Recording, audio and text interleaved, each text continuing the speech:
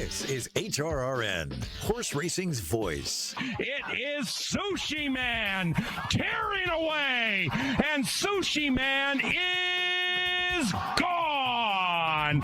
He wins the Canterbury Derby. Silent Poet dashing on down the outside. Admiralty Pier with a launch from last position. Silent Poet in front. Admiralty Pier coming at the rate of knots as well. Silent Poet in front. Admiralty Pier out the ground, but Silent Poet has won the Highlander Stakes. Welcome to the Equine Forum, presented by TwinSpires. They're off the turn. They're into the stretch. Super Quick's in front, turning for home. In front by a length. Here comes she. There's the Devil bearing down with a run. And Pauline's Pearl's now third. 1 furlong to go. Super Quick digs in, but she dares the Devil has taken the lead, and it's an Oaks winner in front of the TwinSpires. Towards the inside, that is Ron the Greek who is staying on. Also picking up late is Rogue Romance. Nate's Mineshaft, purely on adrenaline now. Wise Dan bearing down on the outside. Ron the Greek to the inside. Wise Dan, Ron the Greek.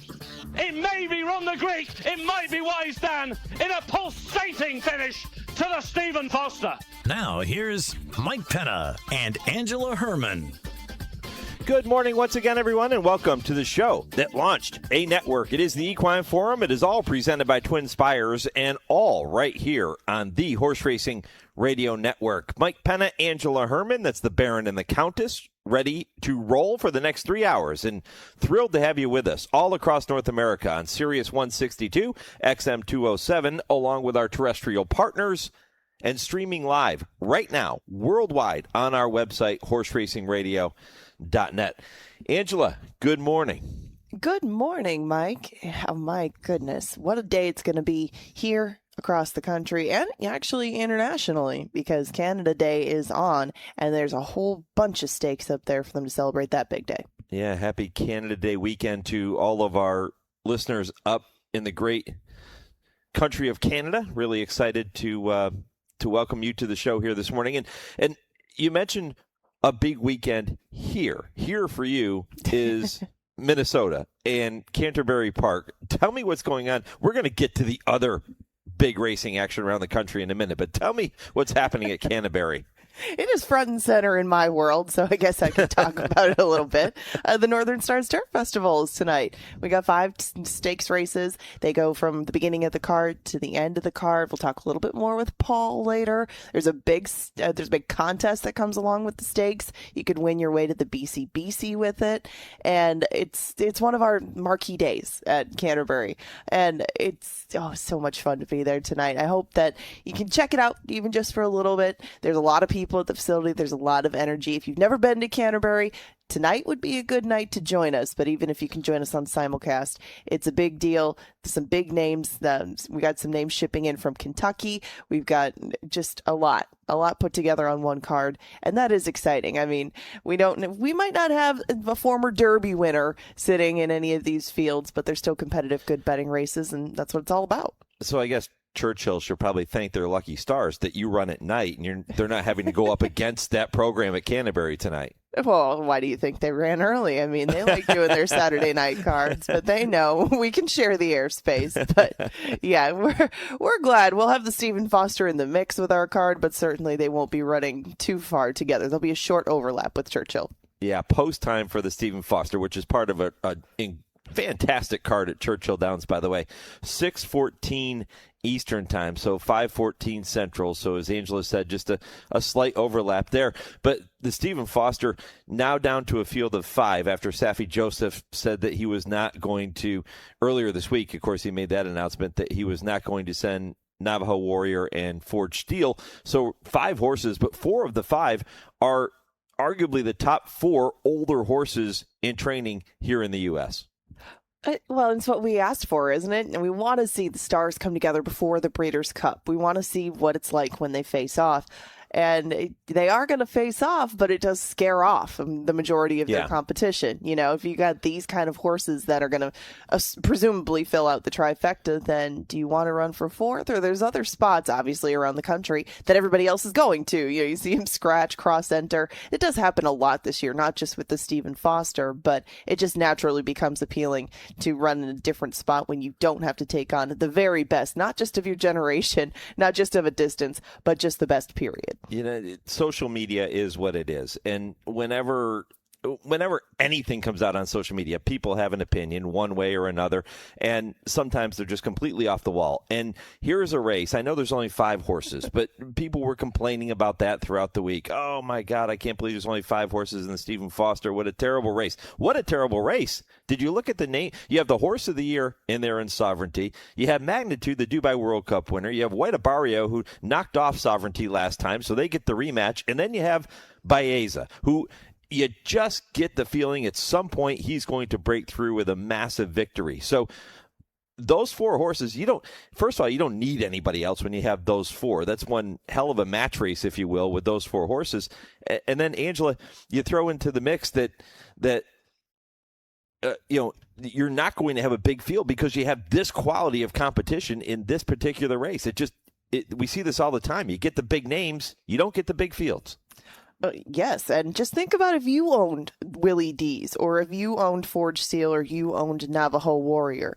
You'd be very proud to own your horse, but you want to see them get a chance to really strut their stuff. And unless they see something coming through big time, if you see a horse taking a big step forward, maybe you want to lead into that a little bit more gradually. It's tough. It's tough to take on that kind of competition. You want to watch that race, but think about that too. You don't want to watch that race and think, ugh, we're going to finish 6th. You want to really enjoy that race because you don't know the next time that you're going to see everybody face off before the Breeders' Cup. And since it's right here in front of us, I mean, you want to enjoy that race. And it's not a race that you're going to make a ton of money on, but it is going to be a race that's going to be very entertaining, no matter who comes out on top. I just think it's so great when we do get everybody to line up. Everybody seems to be really at their best. So getting 4 of the best horses in the country to fire their best shot, sign me up. If you're going to make money in that Stephen Foster today, it's going to require beating Sovereignty. And if you're going to beat Sovereignty, Jockey Jose Ortiz wouldn't be a bad option. When you think about the year that he's having right now, he's going to be aboard Magnitude for Steve Asmussen. 7-2 on the morning line. And here's a horse with early speed. Is there a chance that Magnitude takes this field wire to wire? Oh, of course there is. A horse of speed and quality is always double dangerous when it comes to dirt racing in the U.S. I think you saw that with Sovereignty, too. I mean, Sovereignty went up to the lead last time, maybe not by force, maybe by they didn't want to be caught behind some sort of slow pace, so they just went and made it themselves. It's a very dangerous thing to let a nice horse go on the front end and get comfortable. And with nobody else in there really having quite the natural aptitude to go out there and rattle along on the front, I mean, they can do it, obviously. They're quality horses, but nobody wants to quite as much as Magnitude. I think that puts him in the driver's seat at least for about a mile or so. We see what happens after that. We'll see what Jose Ortiz has to say when he joins us coming up in a few minutes, right around 8:15 Eastern. Do not miss that conversation. Going to be a lot of fun. You're also going to hear from Aqueduct's all-time leading rider in terms of wins. That is jockey Richard Migliore, who got to the winner's circle 2,238 times at Aqueduct in his brilliant career. He's a 10-time leading rider at the Big A. And this weekend is when we say goodbye. We say farewell to the Big A. And it's an emotional one for a lot of people in racing. If you're a traditionalist, it's going to be hard to say goodbye. But this is the final weekend of racing. And Angela, I can think of nobody better to be here with us to remember Aqueduct than the Mig. I don't know if we're going to have to say much with all the memories and everything that he does have at Aqueduct. I mean, we're just going to set up the basically love farewell letter to Aqueduct and just see what he has to say, because he's going to be able to tell stories, recall memories, things that we couldn't even imagine that we're probably going to be able to hear from him. So I'm looking forward to it. If you have a memory, and I'm sure so many of you do, but if you have a memory you want to share with us about Aqueduct, whether it's a personal one, maybe it was you going to the races with a family member, maybe it was a horse that raced there that was near and dear to your heart, maybe it didn't even make it to Aqueduct, and you sat back and watched the Wood Memorial or a big race from Aqueduct on television, and the horse that won it just captured your heart for whatever reason. We want to hear from you. So that's our poll question this morning. Just share with us your favorite Aqueduct memories. And at 9 o'clock Eastern, we have left a segment open. We are going to do our best to put all of those out there on the show this morning. So, so many media members, Angela, and so many people in the industry have been sharing their thoughts about Aqueduct and saying farewell. Now our listeners will have the chance to do it with us here this morning. So we're asking you, let us know. You can email the show, mike@horseracingradio.net, or you can post it on our social media pages at HRRN on X, Horse Racing Radio Network on Facebook, and just let us know your favorite Aqueduct memories. And again, Angela and I will get to those coming up right around 9 o'clock. Sounds good to me. One of the biggest cities in the country, you're going to get a lot of people that have gone there and probably have had some memories maybe that they haven't dug up in a while, but with it closing its doors, hard not to reminisce about one of the most storied tracks in the country. I can't believe that the run is over, but a lot of people have been there, and a lot of people, I'm sure, have good stories to tell.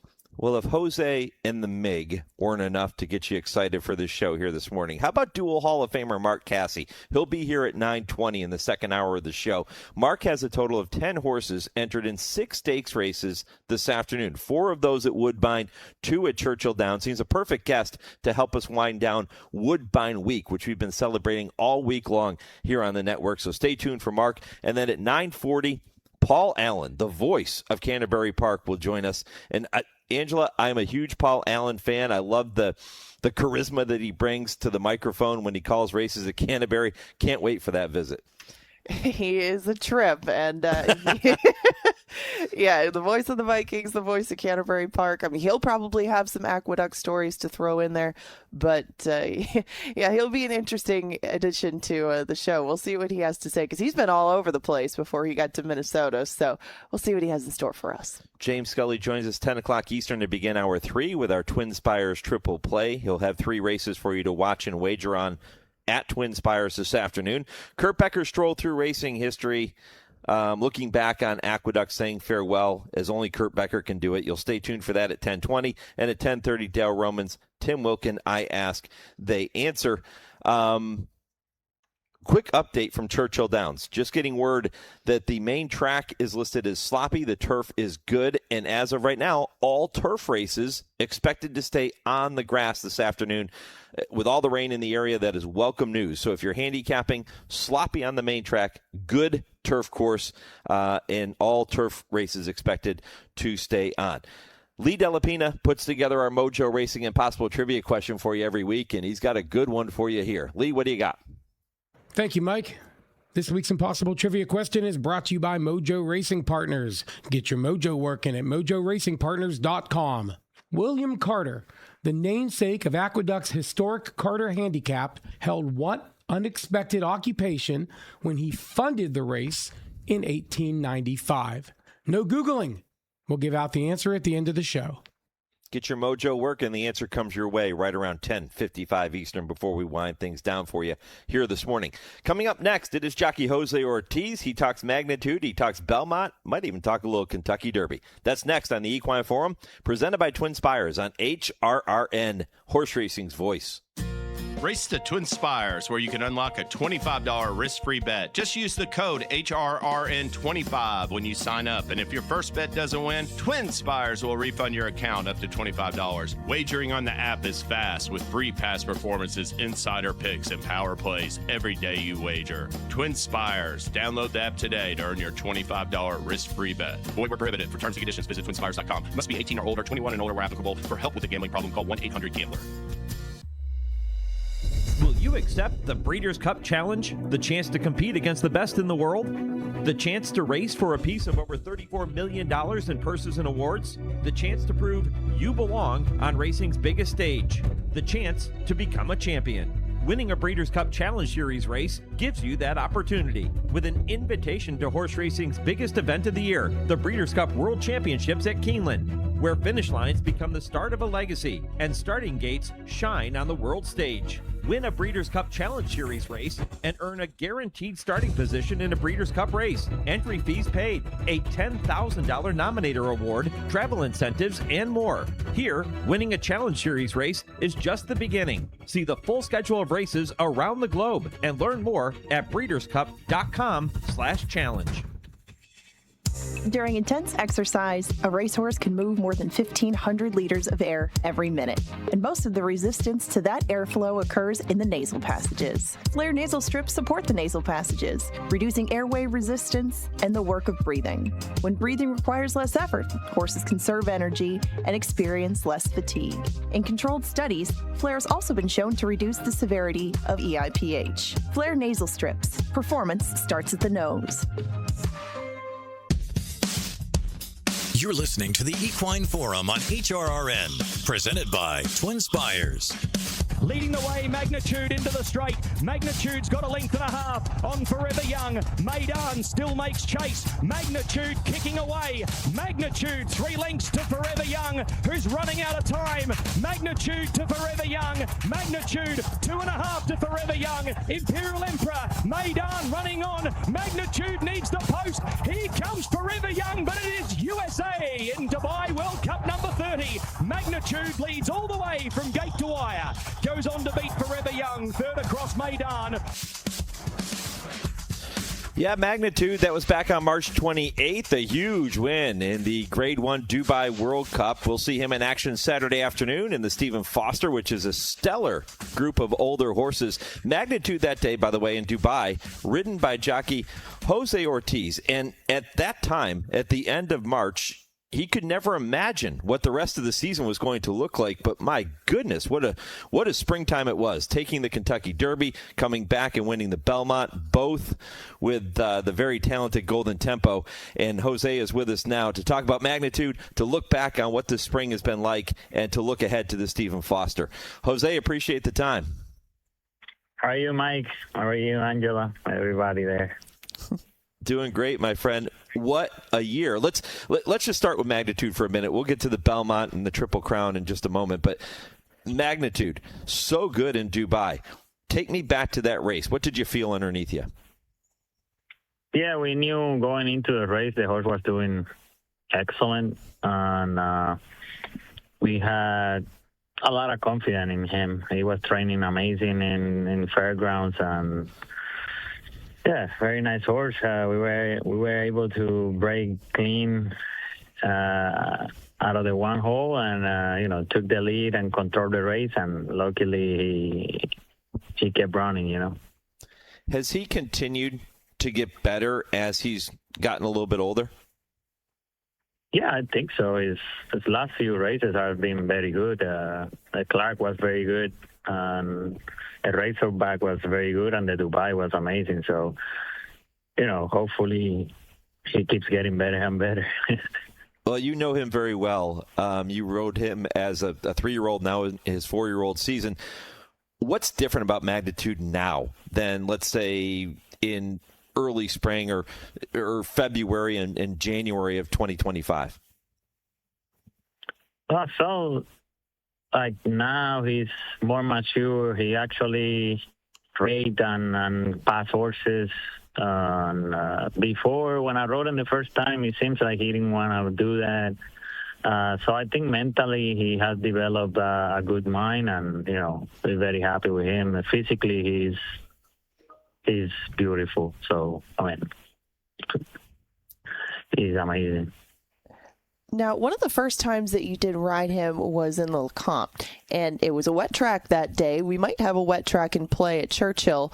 What about his development makes you think that he'll be able to handle that wet track a little bit better on Saturday? Yeah, I think he should be fine. I'm not worried about that. It's out of our control right now, the weather. It's raining right now. So, I think that wasn't his best race, but I won't blame him on the track. I think he, like I say, he was a little immature. He liked to go to the lead. But I think now he can ride, and he has developed a good mindset, and I won't worry about the track right now. I think we are in a good position. He's doing great, and got a good draw for his running style. Jose, a short field of 5 expected in the Stephen Foster, but man, what a group. That's a pretty salty race. Yeah, very salty. Sovereignty is an amazing horse. Guaya Barrio, he's tough, man. And the other Baeza, huge excuse last time, not breaking well. And, it's a nice horse as well. So I respect everybody in the race. I think it's a very nice race. Magnitude's biggest strength has always been that early speed that he possesses. Do you see that being another strength coming up Saturday afternoon? Yeah, I think he draw good outside now with the other 2 scratches. And I believe if he breaks clean, he can take the lead. If not, he can sit off as well. So, hoping for a good clean break. Jose, he gets quite a bit of time between his races, and that's understandable after the Dubai World Cup. But as he's grown up, has he maybe developed into a horse that just fires better when he's a little bit more fresh and gets very fit on workouts? I mean, how has that changed as far as his routine? No, I don't know. I think that's more like Asmussen should know his horse better, and I'm sure he does. He's awesome. But, he was going to go to Saudi. He unfortunately got a fever, and he couldn't make it. And now the time off from Dubai is very understandable. I think Asmussen did it with curling. He did it with gun runner. So I think he knows what he's doing. I also think he runs good when he's fresh.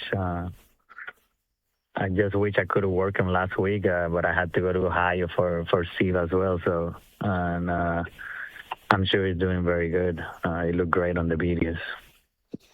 Jose, there are other stakes that you're going to be involved with at Churchill Saturday afternoon. We'll get to those in a moment, but I want to make sure we have some time here to talk about what this spring has been like for you.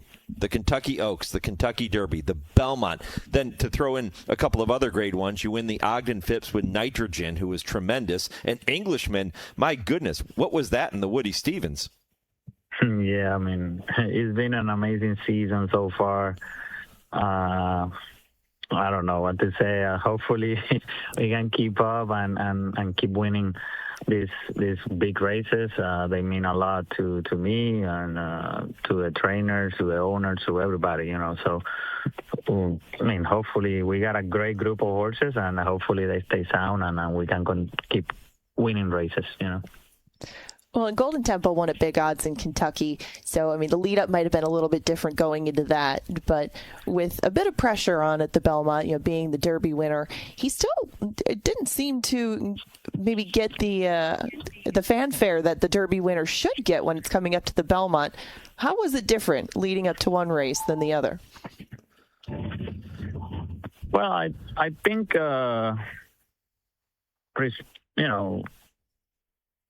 being the circumstances of the Derby, I think people was thinking Renegade had some trouble out of the one hole, and he have kind of a rough trip. So I think he was the deserving favorite on the Belmont. There was some doubt that my horse got a advantage of the fast pace and the pace, the collapse in the end.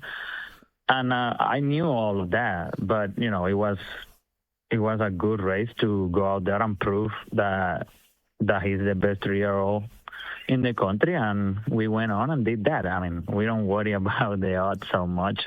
We knew we have a good horse that can handle the distance, and he was doing great coming into the Belmont, and we were very happy with him, honestly. Jose, it sounds to me like maybe you had a little chip on your shoulder, that feeling that Golden Tempo was a little disrespected when people weren't picking him and people weren't giving him the respect he deserved coming out of the Kentucky Derby as the Derby winner, and rightfully so. I love the way you kind of just defend your player, defend your horse.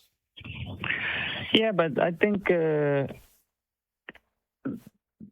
were right. I think the other horse deserve to be respected as well. Renegade have a very rough trip in the Derby, and he run very good. He runs second by a head, and he got the one hole, which is very complicated in that race. And I understood that he probably was gonna be the favorite. I kind of knew that going into before even the morning line came out. So it didn't bother me, honestly. I don't pay attention to that. I was just hoping the horse make it to the race in good order and give it a go. I'm very happy we came out on top, and just keep going. Can't worry too much about morning lines and what the bettors do. The bettors are a big part of our industry, and I respect Renegade going into the Belmont. I like the horse as well. I think he's a very nice horse, so it's what it is. Well, speaking of nice horses, you get to ride Englishman and Nitrogen as well. And, of course, the future prospects for both of them, very exciting. And what's your take on Englishman's future and maybe where he'll end up in the grand scheme of things? And Nitrogen taking on the boys potentially in the Whitney. Yeah, that's cool. Yeah, Englishman, I think he's very, very, very nice when he stay in 6 to 7 furlongs. I think he'd be a very tough customer for everybody in the 3-year-old division. And I think now we gotta run a prep before the Allen Jerkins, and if he go through that and do it successfully, probably the Breeders' Cup at the end of the year against the older horses, because if he win the Jerkins, I think winning the Breeders' Cup will get him Sprinter of the Year in the Eclipse Award. So maybe, I don't know. See what Sherry and the ownership decide, but I think he's a very nice horse. Yeah, and then you get Nitrogen, who is going to take on the boys. Mark Casse announcing that this week. That's exciting. Maybe you get a sense of some of the boys that she will tackle in the Stephen Foster this afternoon. Yeah, she's very, very nice, but obviously taking on the boys is not gonna be an easy task. And this is a great group of older males. But, she's very nice. And, let's see what... it's a long time, for the Whitney. See what happens. We got to run today and see what happened on the road. I think it's too far away for me to think about it. Yeah. Yeah, let's focus on what's ahead of us today, and let's start with the greatest stakes. Yeah. We talked about the Stephen Foster, then Laganos going in the Wise Dan Stakes, and then you have Extra Añejo in the Bango Stakes. Both of those horses trained by Steve Asmussen, just like Magnitude. Tell me about those two, Jose. Yeah, Laganos is a very nice horse. He had a great winter in Louisiana. He came up here and run very well last time too. We're very happy with him. I think he's the deserving favorite in the race, but we still got to go out there and win. I think he got a good draw. It's a very nice race. We got a little bit of rain, so it's probably gonna be good to soft on the turf, and we got to see how he handled that. Extra Añejo for Steve going in the Bango Stakes. Tell me about Extra Añejo. Yeah, I don't know Extra Añejo much, but I think he's a very nice horse, and he always has been a very nice. So, I don't know. I got to take a closer look into him and go from there. I'm sorry. Yeah, no. Is that a matter of watching replays? Is it a matter of just studying past performances? What does that look like for Jose Ortiz? Yeah, I will get a closer look to him after scratches. And I don't like to handicap much before scratches because one scratch can change the whole race. So I try to wait as long as I can. But yeah, I have watched the replays on him, and I think Steve is very happy with him and bringing him to this race. So, we're going to try. Well, Jose, I can tell you, man, I know that you and I have talked after the Kentucky Derby, and we did it on this show, and you mentioned how you grew up wanting to also be a baseball player. I can tell you made the right career choice, my friend, and I want to wish you all the best. Definitely. Yeah, 100%, right? Yep. Well, buddy, I appreciate the time as always. I know you have some things to get to, so we'll let you go, but really appreciate it. And as always, safe trip every time you get a leg up. All right. Thank you, guys. I appreciate it. That is Jose Ortiz here on HRRN. I mean, he's so much fun. He's, if we didn't have a 15-minute window here, Angela, we could really get into some things with Jose because he can talk about a whole bunch of different things. Well, you ride that many good horses. It's hard to keep it all straight, but you end up with just a lot to discuss and a lot to think about as far as even decisions to make. As you have a good horse riding at one track rather than the other. You got to pick where you're going to go for the weekend. They're all very difficult, but very good difficult decisions for Jose Ortiz. And we just wish him continued success because he's making all the right decisions this spring and summer so far. Coming up next, it is our Legends of the Turf segment, a short commercial break. Then we welcome NYRA analyst and the all-time leading jockey in Aqueduct history. That's jockey Richard Migliore. He will join us to pay tribute to Aqueduct as we continue to say farewell on this Saturday morning. And then 9 o'clock Eastern, don't forget, submit your fondest memories of Aqueduct to us, whether it's via email, mike@horseracingradio.net, if you want to email the show, or post them on our social media pages, and we will work those in during the 9 o'clock segment. We'll share your fondest memories here on the show, and really looking forward to that segment. So keep those coming. We're about, a half hour away from that segment. But next, it is your Legends of the Turf, this short break, and Richie Migliore coming up on the other side. Quote, "He was a man. Take him for all in all, we shall not look upon his like again. Let the autumn wind harp on the dropping leaves her soft requiem over him. Let the winter's purest snow rest spotless on his grave. Let spring entwine her brightest garland for his tomb, and summer gild it with her mildest sunshine, and let him sleep embalmed in glory." Unquote. The man being profiled in this piece was a personification of the American success story of rags to riches.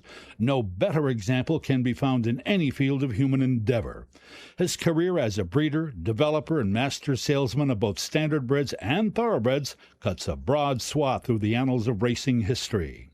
For 11 consecutive years, he was the nation's leading owner and breeder of horses, winning races that were bred on his farm. He was born December 28, 1856, in Bethlehem, Pennsylvania, and he was the oldest son of a family that came to these shores from Roscommon, Ireland, in the mid-18th century.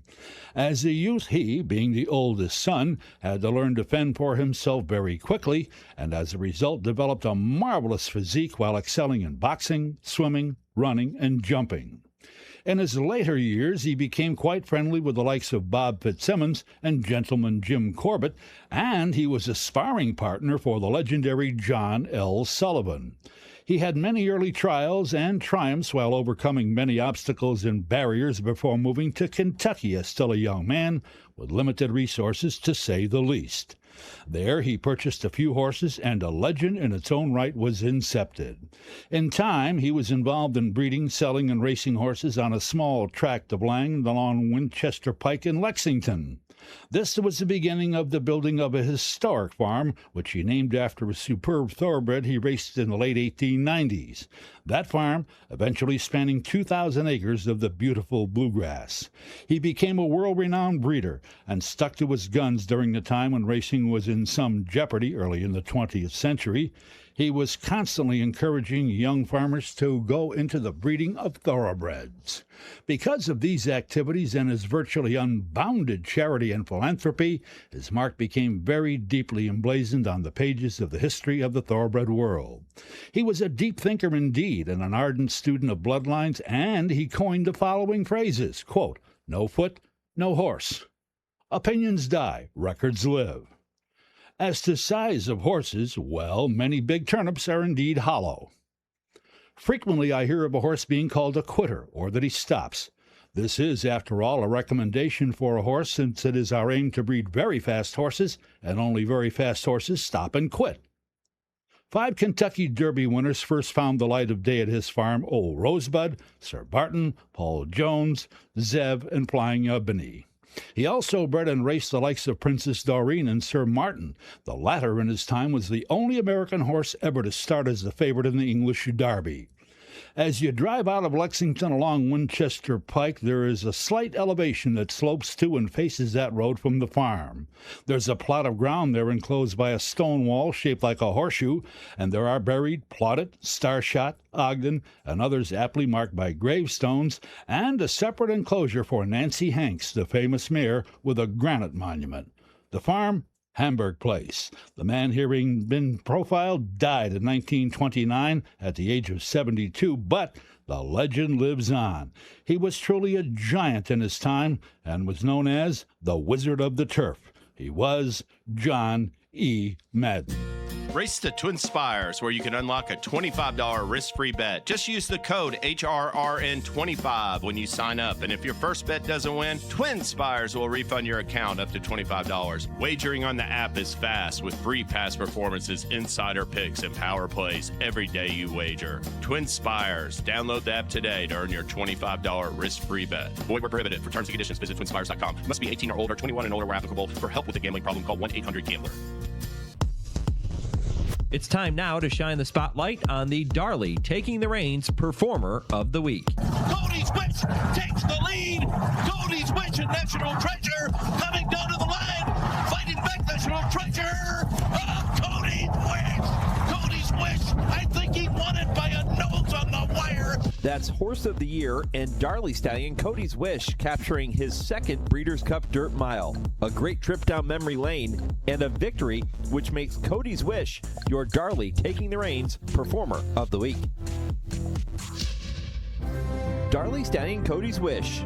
The Horse of the Year won 11 of 16 starts, including consecutive runnings of the Breeders' Cup Dirt Mile. He's Kirtland's only 5-time Grade 1 winning son and has more Grade 1 wins in a mile on dirt than any other stallion ever. First yearlings by Cody's Wish are selling soon. Learn more about all the Darley Stallions by visiting DarleyAmerica.com. This is Woodbine Week on the Horse Racing Radio Network.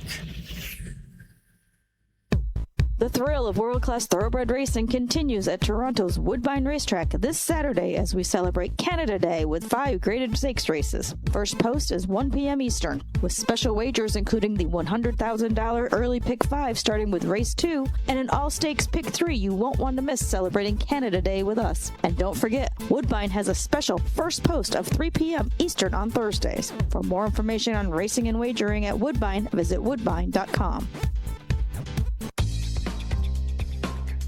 You're listening to the Equine Forum on HRRN, presented by TwinSpires. As the field turns for home, and a firm success is taken over. It's a firm success in front as they come to the 8th hole.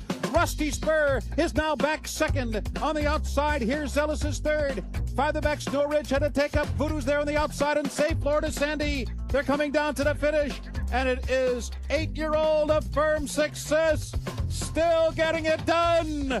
A Firm Success wins by a diminishing length. Voodoo was flying at the end to be second, followed by Burning Roma and Safe Florida Sandy. Welcome back to the Equine Forum, presented by TwinSpires. Mike Penna, Angela Herman with you right up until 11 a.m. Eastern. That was the voice of the legendary announcer Tom Durkin calling A Firm Success and his victory in the 2002 running of the Grade 1 Carter. Still getting it done at age 8, and boy did he ever. And his jockey, Richard Migliore, the all-time leading jockey in terms of victories at Aqueduct, got it done for a long time as well. 2,238 career victories at Aqueduct, a 10-time leading rider at the racetrack. And this weekend we bid farewell to Aqueduct, and I could think of nobody better to join us to do that here this morning than the Mig himself. So, Mig, good morning, my friend.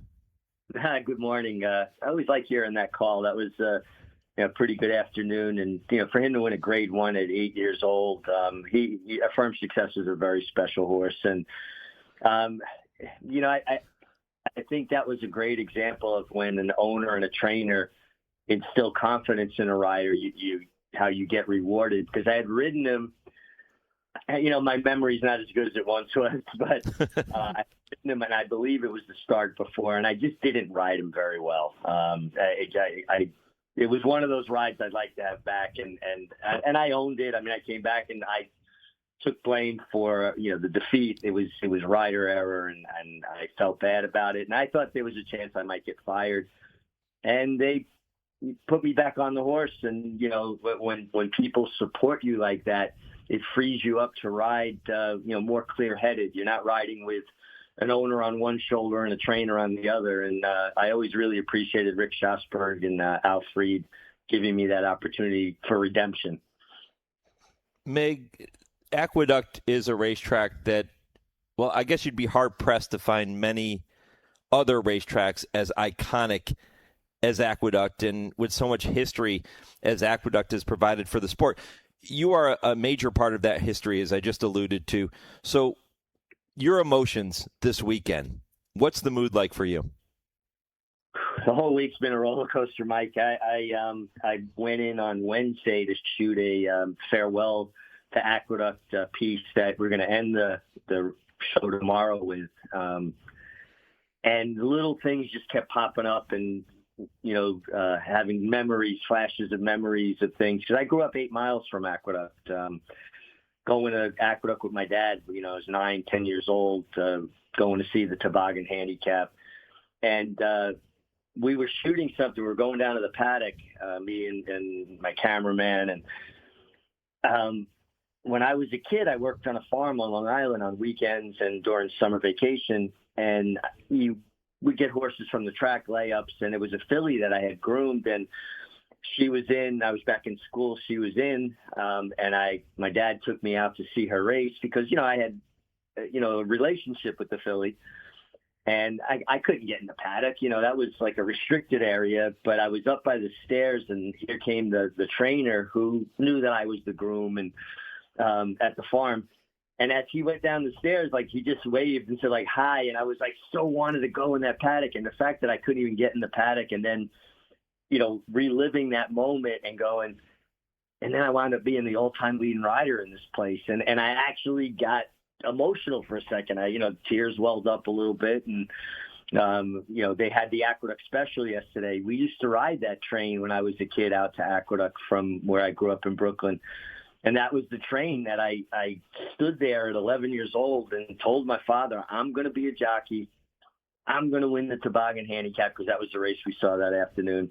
And so when that train pulled into the station yesterday, and I could see in my mind's eye 11-year-old me telling my father that, I got emotional again. So it's been like that all week. I'll just little trigger points. Obviously my parents have been gone a long time, but I'm 62 now. I'm a grandfather. And I didn't realize at 11 years old what a big deal it was to know what you wanted to do with the rest of your life. But looking back on it now and reflecting on it, to want to do something as badly as I wanted to be a rider at 11, and then it actually came true, it's a source of great pride, but also a great deal of emotion, particularly with the closing of New York City's track, an iconic place, Aqueduct. Angela Herman here. Hello, Meg. It's great to talk to you. I would love to hear about all these memories that have been brought up. You mentioned the train. A lot of people have mentioned the train, and you talk about one of your very first memories at Aqueduct. Tell me about something else this week that maybe had slipped your mind in the saddle that really brought up some more memories for you a little bit later on in your career at Aqueduct. Well, it's interesting because, obviously I spent most of my career riding at Aqueduct. I didn't like going to Florida in the winters. It just wasn't for me. And Aqueduct afforded me the ability to find some balance. Life is very difficult trying to balance your professional life, your personal life, being a father, being a husband. And Aqueduct allowed me, to have the best of both worlds. It was cold, but I'd go to Aqueduct, I'd ride, the card, win some races, but be home by 5:30 and have dinner with my children and be able to ask them about how their day was and what was going on. And we started a tradition in my house. I had a big trophy case, every time one of my kids won something, I would take out one of my things, put it in a box, and replace it with theirs. To the point where it was pretty balanced. My kids' trophies and awards and things were as many as the ones I had, still left in there.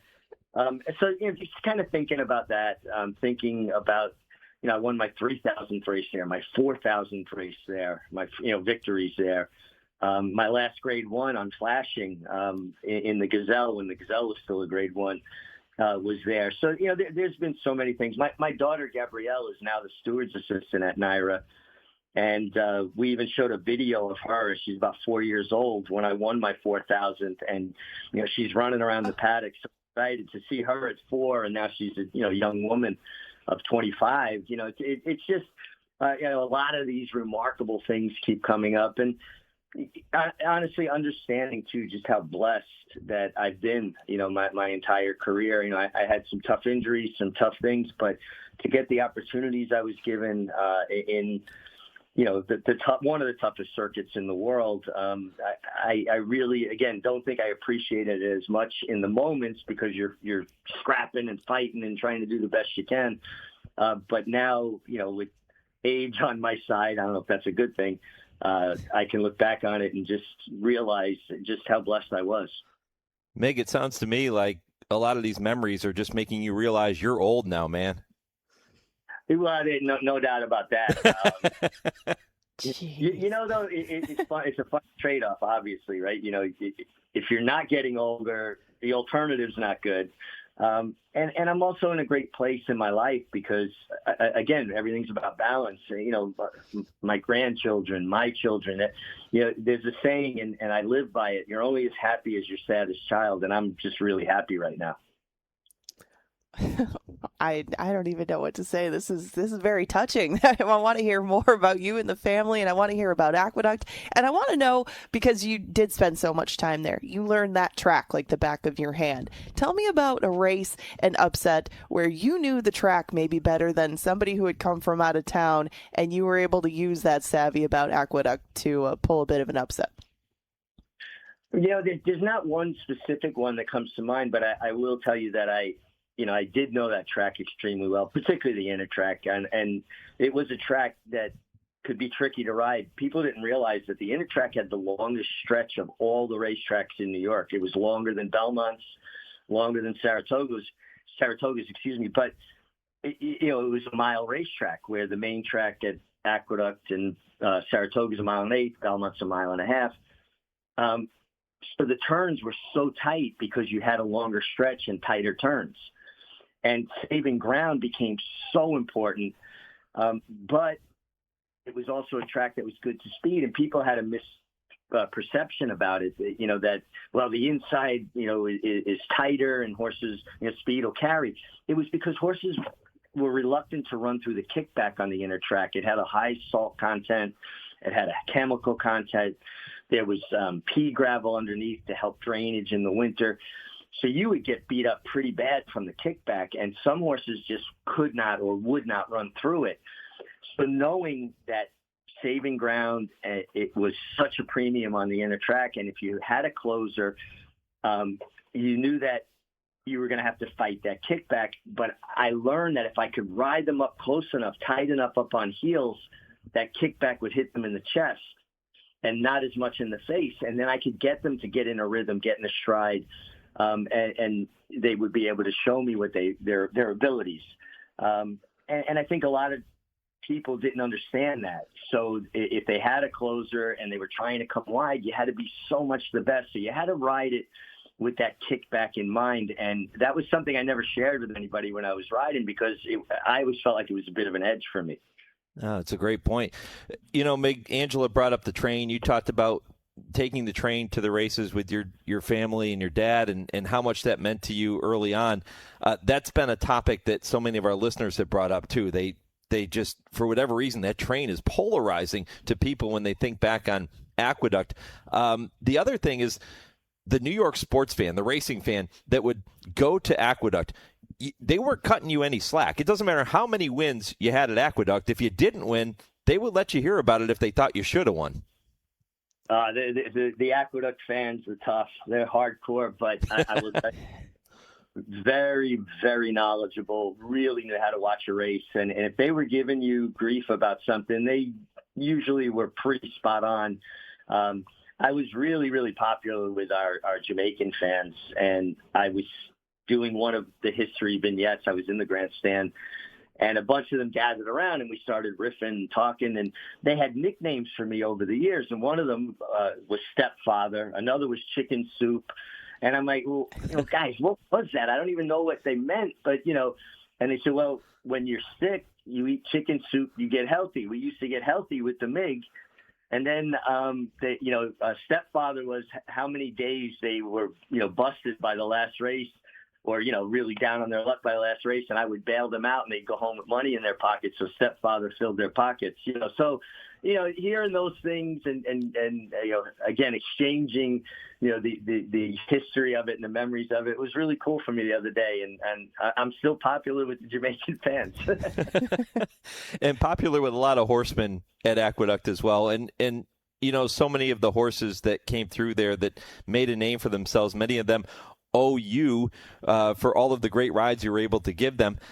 Talk about some of those horses, Mig, that when you think back on Aqueduct and not even just the ones that you rode, but just horses that came through that facility and raced on that racetrack that are always going to hold a special place in your heart. Well, obviously it'll always kind of lean towards, more personal, experiences with horses. I grew up watching the Wood Memorial.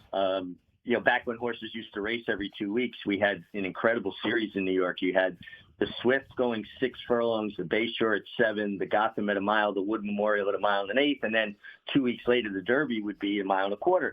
And growing up watching that series of races, getting the opportunity to win all of those races, unfortunately not all on the same horse, but and Eternal Prince immediately comes to mind because, as a kid, I'd go to the track with my dad. He would meet, some of his friends. They'd be handicapping, and I would go look at the Wood Memorial win picture wall on the 3rd floor. And as a kid, I could tell you every horse, jockey, trainer, owner that ever won it. And then at 20 years old, I win the Wood Memorial, and it wasn't that long removed from that kid that was staring at that wall. And George Steinbrenner owned the horse, Eternal Prince. And we're coming into the winner's circle, and it hit me that I was going to be on that wall that I had studied for, my entire childhood, basically. And I cried that day. So I guess I'm just a big crybaby in some ways. Then in 81, I was still under contract to Steve DeMauro. I rode a filly named Euphrosyne against the boys in the Knickerbocker. And Mike, to this day, I think it was the best ride I ever gave a horse in my entire life. I was 17 and it was all downhill from there. But, and my boss was, he'd throw compliments around like manhole covers, and I hopped off of her. She won by half a length. I never hit her, slipped through on the fence, on the turf. And as I was taking the tack off, he looked at me and he said, that was almost perfect. And like to hear that from my boss, that was like, the biggest compliment I gave anybody. So, there's a lot of things like that, obviously affirm success. And then flashing late in my career to win a grade 1 on that filly. And I was the one that convinced Godolphin to run her there. They didn't think she'd stay 9 furlongs.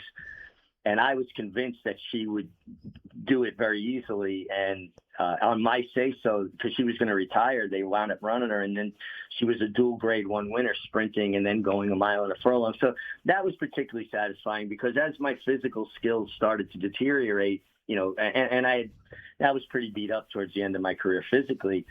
I relied more and more on my horsemanship and my knowledge of races, and to be right in a situation like that was pretty pressure packed, that I was the one saying, hey, we need to run this filly here and then have it work out, positively. So I really think that was my evolution. I lost physical skills, but the experience and the mentality was carrying me forward. It's been a treat to talk to you today, and I know we've just scratched the surface of your memories at Aqueduct, but if people do want to tune into the Fox coverage this weekend, tell us a little bit more about it. Well, thank you. I appreciate it, guys, and I'm really looking forward to the goodbye piece. Maybe I'll bring some tears to other people's eyes as well.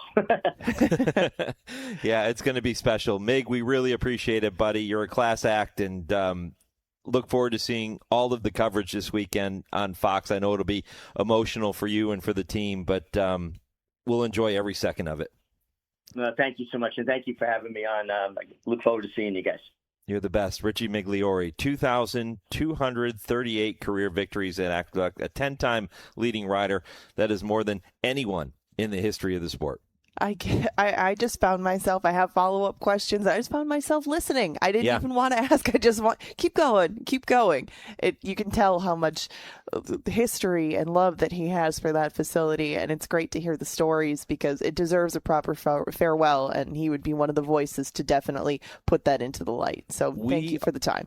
Yeah, we are going to let HRN Nation be part of this farewell to Aqueduct here this morning as well. We're going to do that in our next segment. So we're asking you on our social media pages, if you want to email the show, if you don't do social media, email us, mike@horseracingradio.net, and let us know your fondest Aqueduct memories. And Mig took you on so many different paths there with his memories and things that stood out to him for whatever reason. We want to hear from you. Could be something personal. It could be a horse that you got to see. Maybe you never even attended Aqueduct, but you watched it on television and there were things that stood out to you. Whatever it is, email the show, mike@horseracingradio.net. Go to our social media pages, at HRRN on X, Horse Racing Radio Network on Facebook, and post there and let us know your stories. We're going to include them in the show in our next segment. So at least the 9 o'clock segment. We have one more segment, then the 9 o'clock segment. We'll get to that in a minute. We'll do it all next. This is the Equine Forum on the Horse Racing Radio Network. Woodford Feed, where tradition merges with technology. Family owned since 1940 and providing exceptional customer service, Woodford Feed specializes in the highest quality feed, using only the finest ingredients to ensure optimal nutrition for your horses. In addition, Woodford Feed can help with all your farm needs, including field seed, fertilizer, and weed control. So whether your horse is sprinting around the racetrack or has a foal by her side, count on Woodford Feed to provide the quality nutrition necessary to perform at the highest level. Woodford Feed for Sales, Kentucky. James Brown and Bill Cowher welcoming you back to Dennis Melvin's house. It's time for the Midnight Snack Run. This is one tricky obstacle course. Sticking to healthy habits in this kitchen is going to take focus and determination, but it can be done, JB. He's already entered the snack part of the course, and he's eyeballing a jar of chocolatey candy. That is tempting right off the start. Uh-oh, he's reaching, Bill, but he pushes it away. Great stiff arm. He's approaching a plate of delicious-looking iced cookies. Oh, Dennis, you only want one of those. He blows right by him for the apple. Oh, the fridge. It's make or break time, JB. He stares down some rich-looking treats. Uh-oh, looks like he's headed for the soda. Wait, he jukes left, grabs the water bottle, and shuts the door with his elbow in record time. Unbelievable move. I gotta see that again. And he's out. He even turned off the light. That's the way you execute a midnight snack run. Stand Up to Cancer and Rally want you to reduce your risk for cancer. Go to takeahealthystand.org. Did you receive a call or message that mentioned Social Security and demanded immediate action? Did the caller know your Social Security number or other personal information and tell you that your Social Security number had been used in connection with the crime? Did you feel worried that your Social Security number might be suspended, your bank account might be frozen or seized, or you could be arrested? That is not the Social Security Administration. Social Security will not threaten you, demand your personal information, or instant payment. Email or text you pictures or documents, or use a real government official's name to gain your trust. Social Security does not accept payments by gift card, prepaid debit card, internet currency, or by mailing cash. Criminals use these forms of payment because they are hard to trace. Do not be fooled. Hang up. Ignore them. Report this criminal activity to the Social Security Administration Office of the Inspector General at oig.ssa.gov. Produced at U.S. taxpayer expense. Want to get the latest HRRN content directly on your computer or mobile device? Then subscribe to our podcast using the Podbean app or Apple Podcasts. Just go to hrrn.podbean.com on your computer and click follow, or download the Podbean app and search HRRN. You can also find us on Apple Podcasts and listen to our latest episodes anytime. Don't miss a thing. Subscribe to our podcasts today.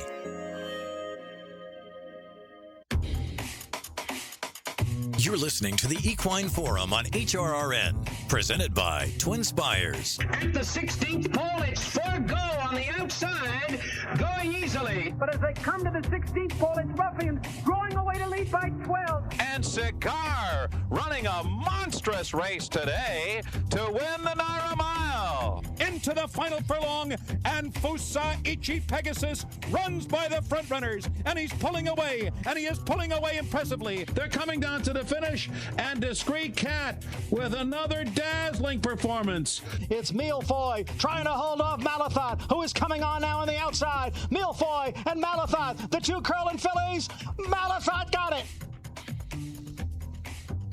Little trip down memory lane for you there with just a few of the iconic victories and horses that have competed at Aqueduct over the years. Mike Penna, Angela Herman, back with you here on the Equine Forum presented by TwinSpires. In our next segment, just a few minutes away from sharing your thoughts and your memories. We've been asking you throughout the morning to share those with us. You can continue to do so here, and we encourage you to do it quickly so we can get those out there on the radio for you.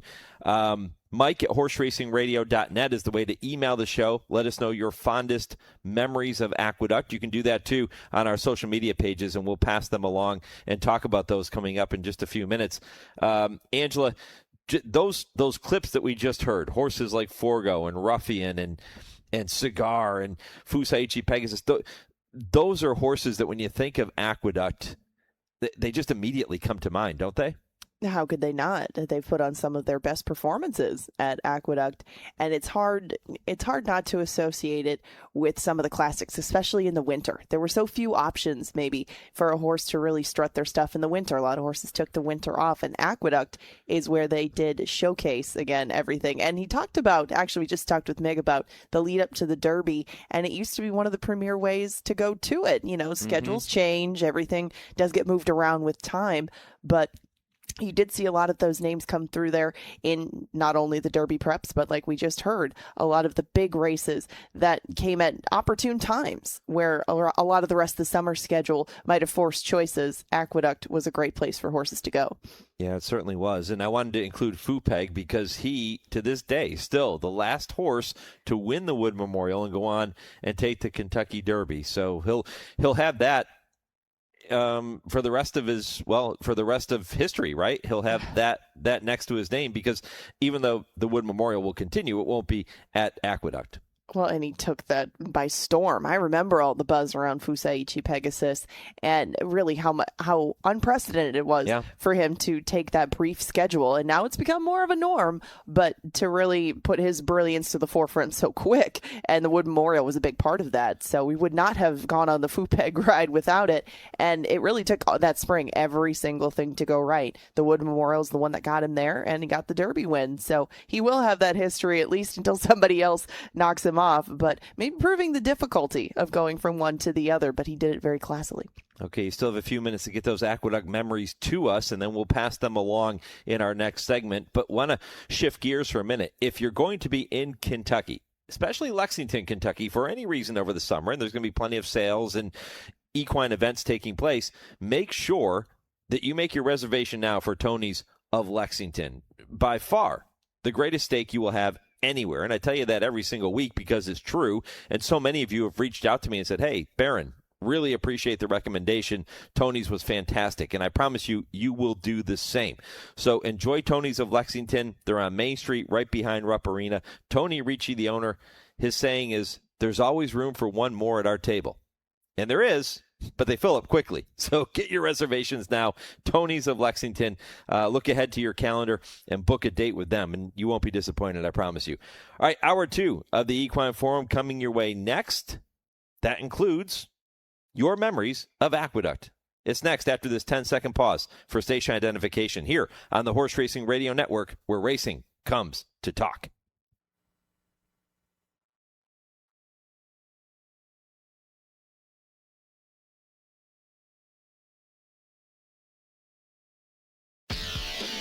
This is the Equine Forum, presented by TwinSpires. Welcome back. Hour 2 of 3. Mike Penna, Baron of the Backstretch. Angela Herman, the Countess of Canterbury. We are with you for the next 2 hours, all the way up until 11 a.m. Eastern. And if you missed any portion of the first hour of the show, Angela, they missed a lot. Jose Ortiz was with us, the MIG, remembering Aqueduct.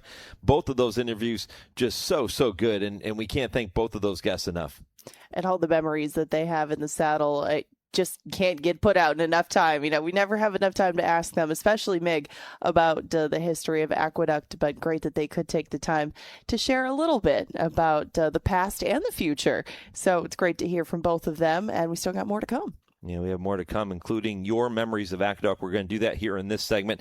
Mark Casse, the dual Hall of Famer, will join us at 9:20. He is loaded in stakes races at both Woodbine and Churchill Downs this weekend. Paul Allen, the voice of Canterbury, is going to join us right around 9:40, and looking forward to that visit as we look ahead to a really tremendous card coming up tonight, and Angela will tell you more about that later in this hour. James Scully with the TwinSpires Triple Play, 10 o'clock Eastern. Kurt Becker remembers Aqueduct in his Stroll Through Racing History, presented by Keeneland at 10:20. And at 10:30, we wrap it all up with Dale Romans and Tim Wilkin. They're with us for the final segment of the show. And yeah, Angela, they will share their fondest memories of Aqueduct. And there's plenty to go around. I mean, we've already replayed a lot of races. We've heard from Meg, but a lot of people have made their way to Aqueduct over the years. A lot of people sad to see it go. And I wish that I had got there myself so that I could jump in with a good story. I never made it there, but we've watched plenty of races from Aqueduct. And like we just talked about, you can't really go back any year in Aqueduct's history and not find a standout performance and a horse that went on to do great things. So it's going to be greatly missed. Okay, before we get to your memories of Aqueduct, we're going to do a little housekeeping here. Every month, we bring you a Kentucky Bred Spotlight segment. I'm going to do that first, give you a couple more minutes to get those to us, and then we'll pass along your thoughts and your memories of Aqueduct. But the Kentucky Bred Spotlight for the end of June, and I think this is great. Breed and race in Kentucky for the ultimate home field advantage. When history is made, it's bred in Kentucky, and there's no doubt about that. It has been a historic run through this year's Triple Crown. You had Kentucky-bred Golden Tempo winning the Kentucky Derby and Belmont Stakes, making Cherie DeVoe the first female trainer in history to win the Run for the Roses and the second female trainer to win the Belmont. Then you had Kentucky-bred Napoleon Solo wiring his foes in the Preakness Stakes at Laurel, securing the Kentucky-bred sweep of the Triple Crown. And then Kentucky-breds have also made their presence felt across the pond this year, with Scandinavia winning the Group 1 Gold Cup at Royal Ascot. You also had the prestigious race meet. During that meet, you had Nola Soul win the Chesham Stakes, and Baccio, who impressed in winning the Palace of Holyrood House Handicap. And then as summer continues to heat up and that racing season in Kentucky heats up, you have Ellis Park, which is going to feature a record $4.125 million stakes schedule with 18 stakes slated for the meet, which runs from July 2nd to August 23rd. Kentucky Downs is going to offer an estimated $37.2 million in total purse money for its 2026 meet, featuring record-setting daily averages and boosted KTDF supplements for the 7-day meet, which runs August 29th to September 9th.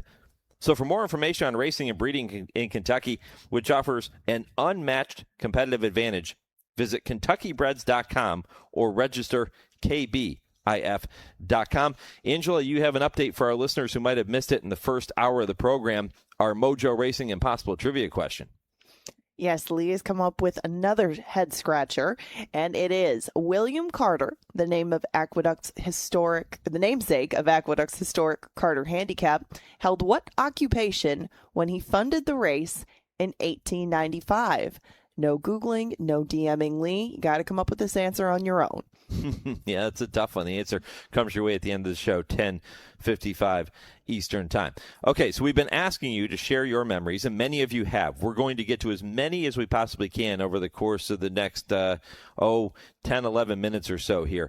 And Angela, many people doing it on our social media pages, at HRRN on X and Horse Racing Radio Network on Facebook, and then others taking time to email the show. And that's what Bill has done. And Bill in New York says his memory is when Naira commissioned artist Pierre Belloc, also known as Peb, to paint an extensive mural at the recently rebuilt Aqueduct Racetrack Clubhouse on Long Island in the early 1960s. And the Peb mural occupies a large part of his Aqueduct memories because he hopes that there's going to be a place in the rebuilt Belmont for this masterpiece. And he actually sent us a photograph in the article of that particular piece, and it's really, really cool.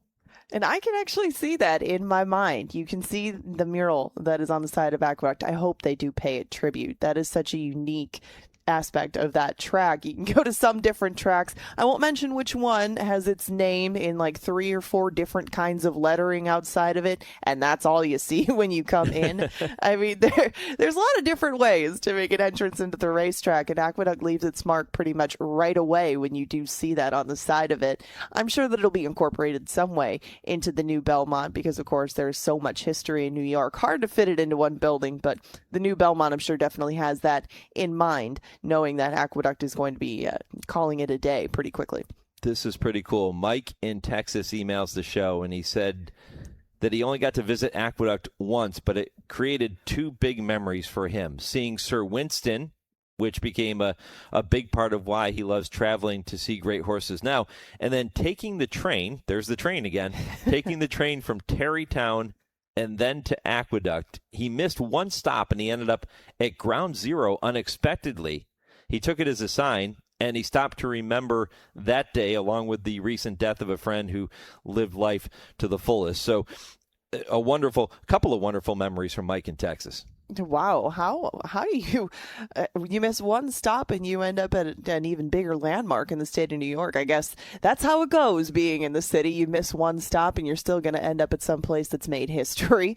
But I hear a lot about this train, and I haven't heard as much until Aqueduct was closing about the train that takes you to the Aqueduct, the Aqueduct Express, and it's another feature. You don't see that at many places. Of course, a racetrack plopped in the middle of the city is just not a common occurrence anymore. But getting to take the train anywhere was actually pretty fun when I went to visit New York. But taking the train to go visit Aqueduct is something that will be irreplaceable, I think, for a lot of people by the sounds of it. But it's something more fondly to recall, too, just the uniqueness of going to Aqueduct in a day, whether it be on the outside, the way that you get there, or when you actually get to the races. It sounds like quite a day.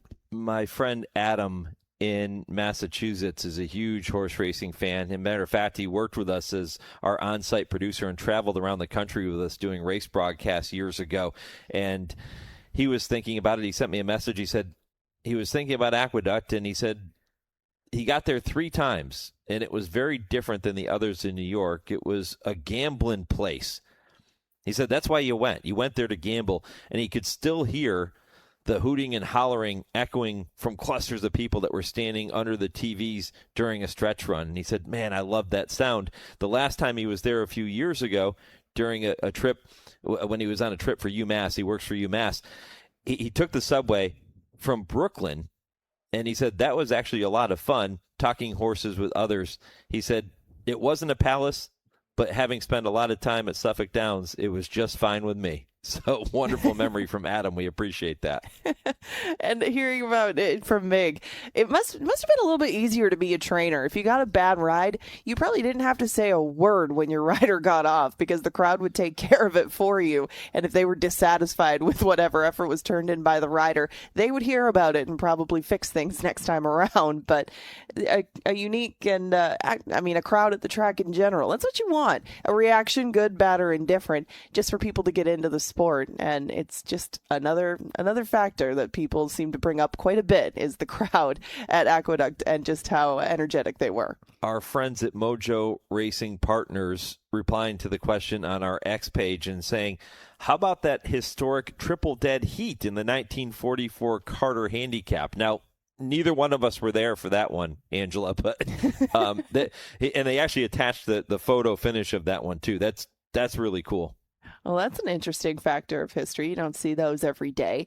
And I did not, I was not there for that one, but those are unique experiences. And those are things that you can hang on the wall and people are going to ask about that day in and day out. It just doesn't happen very much. I've seen it maybe happen more with harness horses than with thoroughbreds, but to get 3 noses on the line at once is very, very rare.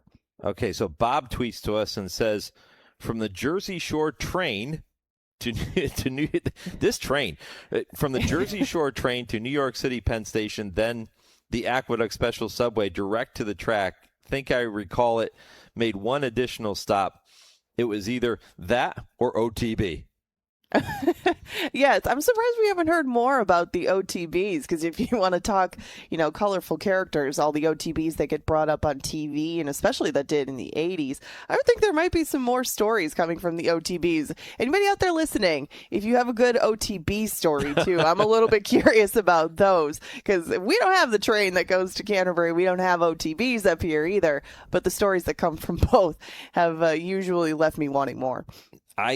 I used to go to OTB all the time growing up in Western Massachusetts. They didn't have them, obviously, in Western Mass, but we were just about 20 or 25 minutes away from the OTB in New Lebanon, New York, and you would drive over the mountain. It was a pretty drive. You would drive over the mountain from Massachusetts into New York and go to the OTB, and there were so many characters that were, and every year it was the same people. It was that would come to this OTB, and there were so many characters that were there, and that's where I cut my teeth on racing. And I can remember watching racing from Aqueduct, from Saratoga, from Belmont, but it didn't matter. You'd go over there in the dead of winter, drive over, get inside, have some food, maybe a cocktail, whatever it was, and bet on Aqueduct, and I remember that fondly.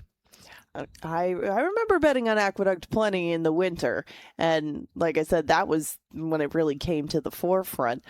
But gosh, just in getting to Aqueduct, and you talk about the OTB, and I've been to some OTBs elsewhere, but it's also where racing isn't an event. It's not about getting dressed up. It's not about being seen. It's about the racing. It's about the betting. It's really about the nitty gritty of it all. And it's good to have that, because that really is the backbone of everything. You get the big days, you get the big events, but the day in and day out racing, maybe not as glamorous, and well personified by Aqueduct. Here's a tweet from Dennis, who says, the year before OTB opened, he was 10.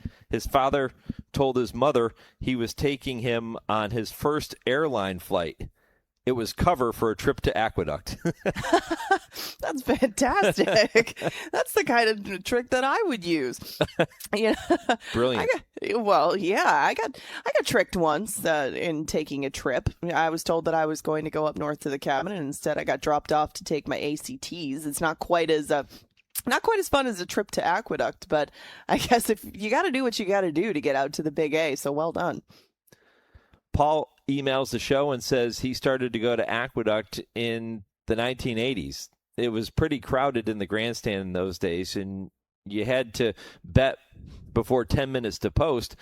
He went on a lot of New Year's days and a few of his birthdays, and he said the inner track for the winter had a lot of stars that constantly won, and he thinks that the Belmont Tapeta will have that kind of thing too. He had a lot of success betting there at $20 a race, took home several $100s a lot, and well done, Paul. We appreciate it. Thanks for sharing that memory with us. Think about how much harder that was with the limited betting options back in the day. We talk about, when I'm reading the betting options before a race in the paddock, it's it's about 7 or 8 options. And back in the day, you might have had a handful of options. So well done taking $20 and making it into that much more. You got to do it. And when the 80s, opened things up a little bit more, it wasn't the daily double anymore, and you got a few more options, maybe a little bit easier to do, but way to make a lot out of a little. Well done. Yeah, you can keep those coming, and we'll do our best to work them in later in the program if we get time. But we've got to move on to a couple of other guests, including Mark Casse and Paul Allen. Of course, Paul, the voice of Canterbury, Mark, the dual Hall of Fame trainer. He's going to tell you about all of the horses he's getting ready to saddle this afternoon in stakes races at Woodbine and at Churchill Downs. That comes up next here on the Equine Forum, presented by TwinSpires on HRRN.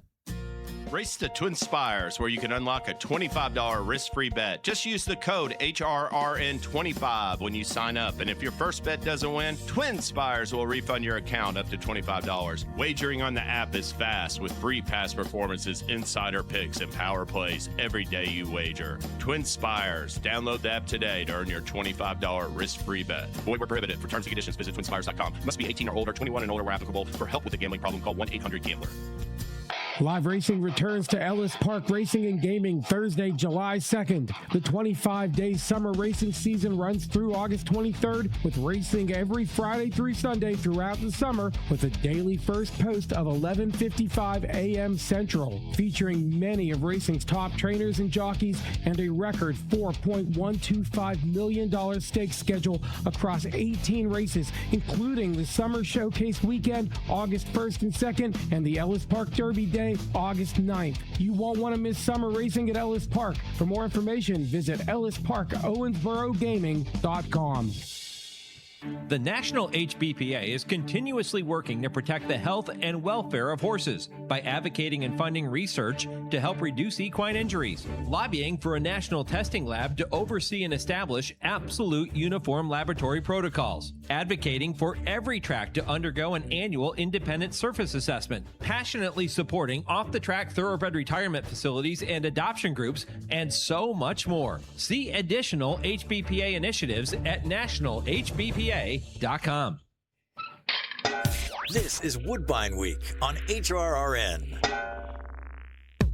The thrill of world-class thoroughbred racing continues at Toronto's Woodbine Racetrack this Saturday as we celebrate Canada Day with 5 graded stakes races. First post is 1 p.m. Eastern, with special wagers including the $100,000 early pick 5 starting with race 2 and an all-stakes pick 3 you won't want to miss celebrating Canada Day with us. And don't forget, Woodbine has a special first post of 3 p.m. Eastern on Thursdays. For more information on racing and wagering at Woodbine, visit woodbine.com. You're listening to the Equine Forum on HRRN, presented by TwinSpires. They're at the top of the stretch, and it's Nitrogen in front by 3 lengths. Fully subscribed, trying her best, but not getting close to Nitrogen. Nitrogen is clearly still the best. She is on top and is absolutely romping home in the Ogden Phipps. Nitrogen trounces them by more than 10 lengths. A tight photo for second between Fully Subscribed and Bless the Broken. Regald was 4th in the Ogden Phipps, presented by Ford. What a performance from Nitrogen. A freakishly good performance by Nitrogen in that Ogden Phipps back on June 5th. It's a race that has catapulted her to a date with the boys later this summer at Saratoga, and her dual Hall of Fame trainer joins us now. Mike Penna, Angela Herman, here on the Equine Forum. Mark, good morning, my friend. Good morning to both of you. That effort by Nitrogen was simply spectacular, and that might be an understatement. It was definitely one of the best performances that I've ever had from, a horse I trained. That's for sure. And now she gets a date with the boys, but we'll talk about that in a minute. But the Ogden Phipps performance, brilliant. It was a huge weekend for you. You had 3 grade 1s that weekend. Do you just wake up and say, what else can I do better than this? It was unbelievable, Mike. From a little boy, I've been going to Saratoga. I have a ton of, great memories with my dad. It's kind of where I learned to love horse racing so much. And, to win 3 grade 1s on a weekend anywhere, it would be just amazing. But to win them at Saratoga was extra special. Were you thinking about potentially running against the boys prior to the Ogden Phipps, or was it only after that Tour de Force win? No, it wasn't until after. I was still trying to prove to everybody before the Ogden Phipps. There were a lot of doubters out there, said that I should be running her on the grass. I just wanted to prove them wrong. That was my first. That was my first goal. And then, after a performance, and the first thing Jose said when he came back, when they announced, she was 1/5 off the track record, he said if I let her run, she would have broke the track record. Wow. So He said if he had any inkling, he wouldn't have grabbed her. So he would have let her finish a little. So I felt like when she won the Wonder again, I think it was, or the Wonderwear. I don't know. I've got the Wonderwear. I think the Wonderwear is in Canada, and the Wonder again. Wonder again at Saratoga. Mm-hmm. Yeah, but I know it was a little field. It was nothing in there, but she ran that day. She galloped from the quarter pole to the wire. The next race, they ran the Met Mile, and they ran 1/5 of a second faster than she did. She could have ran a second faster that day than she ran. That's when, I felt, that it was time to go to the dirt. And look, has it been perfect? No. But it's been good. I think her only real disappointing performance would have been in, I believe it was the Missouri, and the track was very heavy. And Jose came back after the race. He said, it's the first time I've ever felt her tired. And so we threw that one out. And really the fillies that beat her that day, she came back and she's beat them solidly since then. So that's really her only race. The race she got in beating the Apple Blossom. We ran our race. That filly just ran better. And again, Jose, he always has something to say kind of after the race. He said he could have been on Rachel Alexander and not ran down that filly. So, but I continue to see, and some pretty big handicappers and guys that are supposed to know, men and women, what they're talking about, kept saying, so that was good. To answer your question, no, I never thought. I really only recently thought about going into Whitney, and I said it the other day. I'll say it again. I think right now she is considered, extremely good filly. But I want to give her a shot. We want to. Luckily I've got John and Len Green that are sportsmen and will go with it. I want to give her a chance to be great. And I think that would be, if she could beat the boys, that would be a good start. Yeah, absolutely. And it's got to be difficult in the best of ways to pick out spots for a mare like Nitrogen. How do you keep her going so well, so consistently? It's so hard to keep horses going at their peak for so long. What is it about her and your training regimen that just keeps her going so well? Yeah, I'd like to say that it's because we're brilliant. You're not? No, not even close. She's brilliant. I just go along for the ride. Well, what is it about her that sets her apart? She, I've seen it written before, and it's kind of a little bit corny, but she definitely breathes different air. If you look at her, I mean, she's massive. She just has so much class as well. And I think she can do anything. I mean, I think if I had, and I won't, taken her back to the grass, she probably could be the best grass filly in the country as well. So they don't come around very often. As great as Tepin was for us, she couldn't carry, her brilliance to the dirt. She actually did win on the dirt, but yeah. So Nitrogen, she's just extremely special. And again, like I said, I don't know. She's easy to train. I've always said, and it's one of the reasons I do like to run horses. Anybody that follows me knows I run them.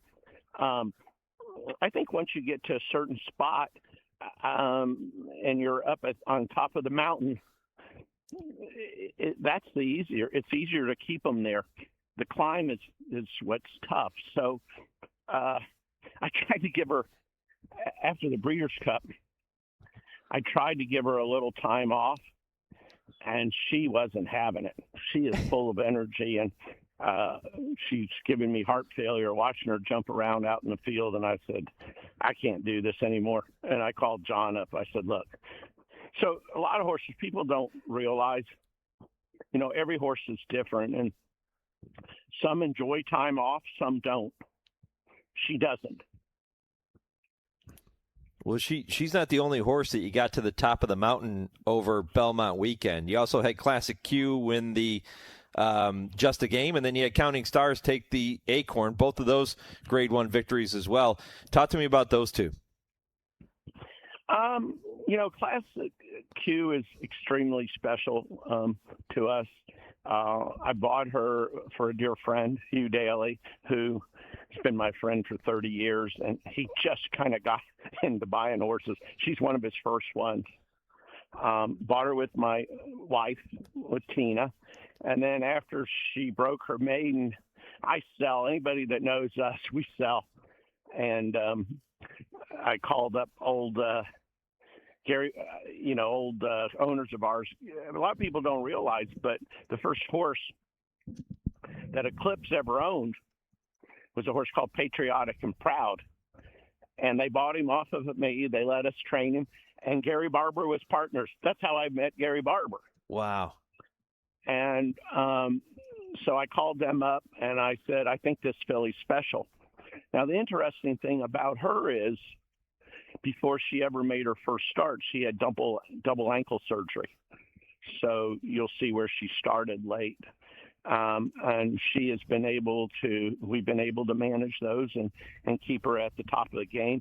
She is the best example of once you get to the top of the mountain, how you keep them there. And if you ever just kind of looked at the way we train her, she doesn't do a lot of working. But you got to know every horse. Every horse is different. She's kind of a light filly, puts a lot into anything she does. But I kind of felt like the second time she ran, we had just sold her and we ended up winning the race. It was with Vixen down at Gulfstream, and she had a real troubled fourth that day. It was like her third start of her life. And at that point in time, I knew that she was special. Counting Stars, it was probably a little earlier than this time last year. I told Terry, I said, we have a special horse. And that was her. She broke her maiden the way I expected her to break her maiden at Churchill. And I was at the race at Keeneland, and I thought she would just gallop. And she ran terrible. Just terrible. And so she's been a little bit of a tough one to understand. Interesting. My son Colby, he loves to do AI and comparables and everything. So he ran the comparable to her and Nitrogen, and he sent me the results, and it says that though Nitrogen is the most consistent, that it looks like Counting Stars could end up being better than Nitrogen. Wow. So, and I mean, that's saying a lot, but I don't even remember, Mike and Angela, the last time I nominated a filly to the Triple Crown, and I nominated her, and that tells you what I thought of her. Wow. Yeah. There's been some bumps in the road. She definitely, she ran a real clunker. And I have to say, Francisco Arrieta did a wonderful job. The one day she just wasn't herself, and so he pulled her up. She got beat 60 lengths. And I think had he persevered on her that day, we may not be talking about her. So I give him a lot of kudos for that. And then, she's come back and been on her A game since that race. I don't know if you saw the story, but I got Irad called me 8:30 one night, and I'm like, he doesn't usually call me. He goes, Marco, I want to ride Silent Tactic in the Preakness.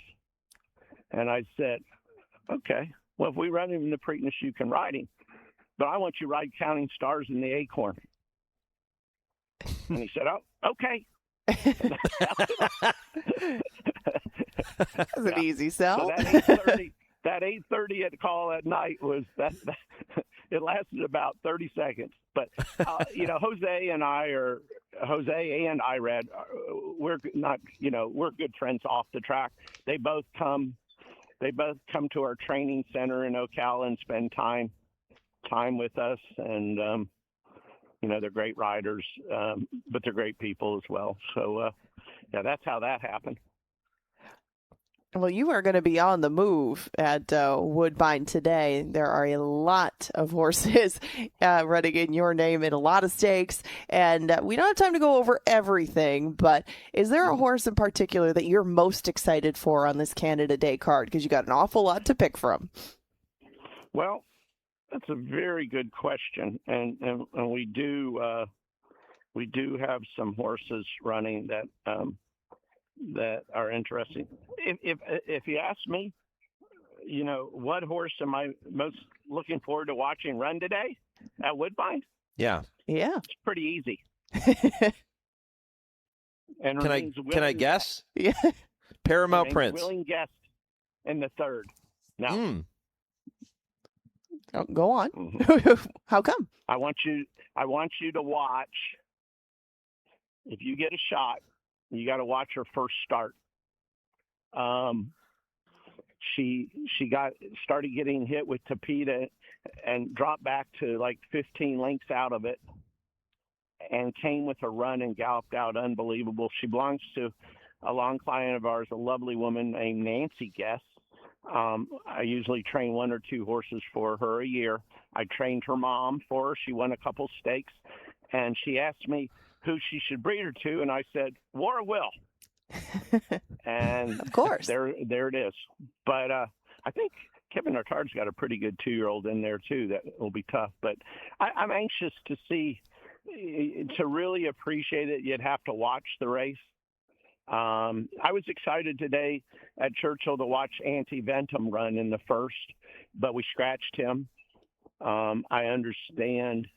I don't know it to be true, but I think Steve scratched his big horse as well. I just didn't feel like they've got a ton of rain. It was going to be a sloppy track, and we would learn nothing, and I didn't want to take any chances, so I scratched him. He'll run. We entered him back today for Ellis, so we'll see. Mark, we've got about 1 minute left before we have to get to our next commercial break, but you have a couple of horses and stakes on the grass at Churchill. The conditions will be listed as good, at least as of now. Alpeland in the American Derby, Final Accord in the Tepin Stakes. Tell me about those two quickly. Well, I would say, if we had had a firm turf, I thought Alpeland's last performance was just outstanding, and I thought if he ran that back, that nobody was going to beat him. We now are going to face a turf course that nobody knows how they're going to react to that, and that would be kind of the same deal with the filly. I think she needs firm going. So I just don't have. It's a crapshoot today with how the turf is. I guess we're still running on the turf. Yes. I haven't heard otherwise. So, anyways. Yeah, the latest update I received was still on the turf, but the turf will be listed as good. So with all that rain, it's going to have some give to it. Well, I mean, a good turf course with all that rain is amazing. Churchill Downs has done a great job. We all know, they've had some issues with their turf along the way, but I think they got it right now, and kudos to them. Mark, it's a busy day for you. Best of luck with all of these horses. Really appreciate a little time here this morning, my friend, and good luck at the races. Thanks for having me, guys. Bye. You got it, Mark Casse. Dual Hall of Famer. Interesting. He has 10 horses entered at Woodbine today, and the one he singles out is his maiden in the third race, Willing Guest. I guess that she's got a lot more than she's shown already. I mean, we're going to have to go back and watch that replay again because she did obviously come on late with a head of steam. Maybe she's the next one headed up the mountain to join some of those other elite fillies in her stable. You mentioned there's a lot of good horses coming from Team Casse, so if that one sticks out to him, she better stick out to us pretty quick. By the way, I stand corrected. 12 horses from Mark Casse. I missed 2. There's 12 horses entered. He picks out Willing Guest in the 3rd, so put a ring around that one and keep an eye on Willing Guest under Emma Jane Wilson this afternoon in race number 3 north of the border. What are we going to talk about next, Angela? We are going to take it local. We're going to go to Canterbury. We're going to talk to Paul Allen, the voice of the Vikings and the voice of Canterbury Park. That's next on the Equine Forum, presented by TwinSpires on HRRN, horse racing's voice. Race to TwinSpires, where you can unlock a $25 risk-free bet. Just use the code HRRN25 when you sign up. And if your first bet doesn't win, TwinSpires will refund your account up to $25. Wagering on the app is fast with free past performances, insider picks, and power plays every day you wager. TwinSpires. Download the app today to earn your $25 risk-free bet. Void where prohibited. For terms and conditions, visit TwinSpires.com. Must be 18 or older, 21 and older where applicable. For help with a gambling problem, call 1-800-GAMBLER. Colonial Downs summer racing season is here with a new schedule featuring live racing every Thursday through Sunday. Post time 12:30 p.m. Eastern. Back is our popular 12% takeout pick 5 offered twice daily. And play the all-new $3 late pick 3 with a 15% takeout. Join us for our biggest days of the season, Saturday, August 1st at noon for the Colonial Downs Festival of Racing, featuring 8 stakes races, including the Grade 1 Arlington Million. And then closing day, Labor Day, Monday, September 7th, with the Grade 3 Old Dominion Derby. Colonial Downs, the next era of racing. Monmouth Park is back with racing every weekend now to September 13th, plus Memorial Day and Labor Day Monday. Haskell Preview Day is June 13th, followed by Haskell Day on July 18th. Exciting new wagers include a $3 all-turf pick 3, $3 late pick 3, and a $5 late double, all with player-friendly 15% takeout. Monmouth also offers the country's premier handicapping contest schedule, fixed odds wagering, and a brand new sportsbook. Go to monmouthpark.com for more information. Hey, horse players. This is track announcer Paul Allen inviting you to check out Canterbury Park. We race now through September 19th. Canterbury Park offers a 10% takeout on the Pick 5 each and every racing day. That's the lowest takeout in the nation. Lower takeout means bigger payouts for you. 10% takeout Pick 5. Come play at Canterbury Park and bet the Northern Stars Turf Festival on Saturday. Visit CanterburyPark.com for information. You're listening to the Equine Forum on HRRN, presented by TwinSpires. Cupid's Crush, still very close, just 4 lengths from the lead. Harry Hernandez asking that 3 for run, and she's responding. Right behind her, the stablemate Gypsy Melody. She's struggling a bit, about to be joined by Queen Judith on the move. Then we come back to Irish Kitten. Outside of that, Retired Kathy needs to go, and the one in last is Bow Draw, and they come storming down the stretch of the Lady Canterbury, and with a burst, up goes Cupid's Crush. What a very impressive move from Thunder's Rock and Roll and Queen Judith, but it is Cupid's Crush. Another Minnesotan takes down a big prize. Cupid's Crush, the Lady Canterbury champion.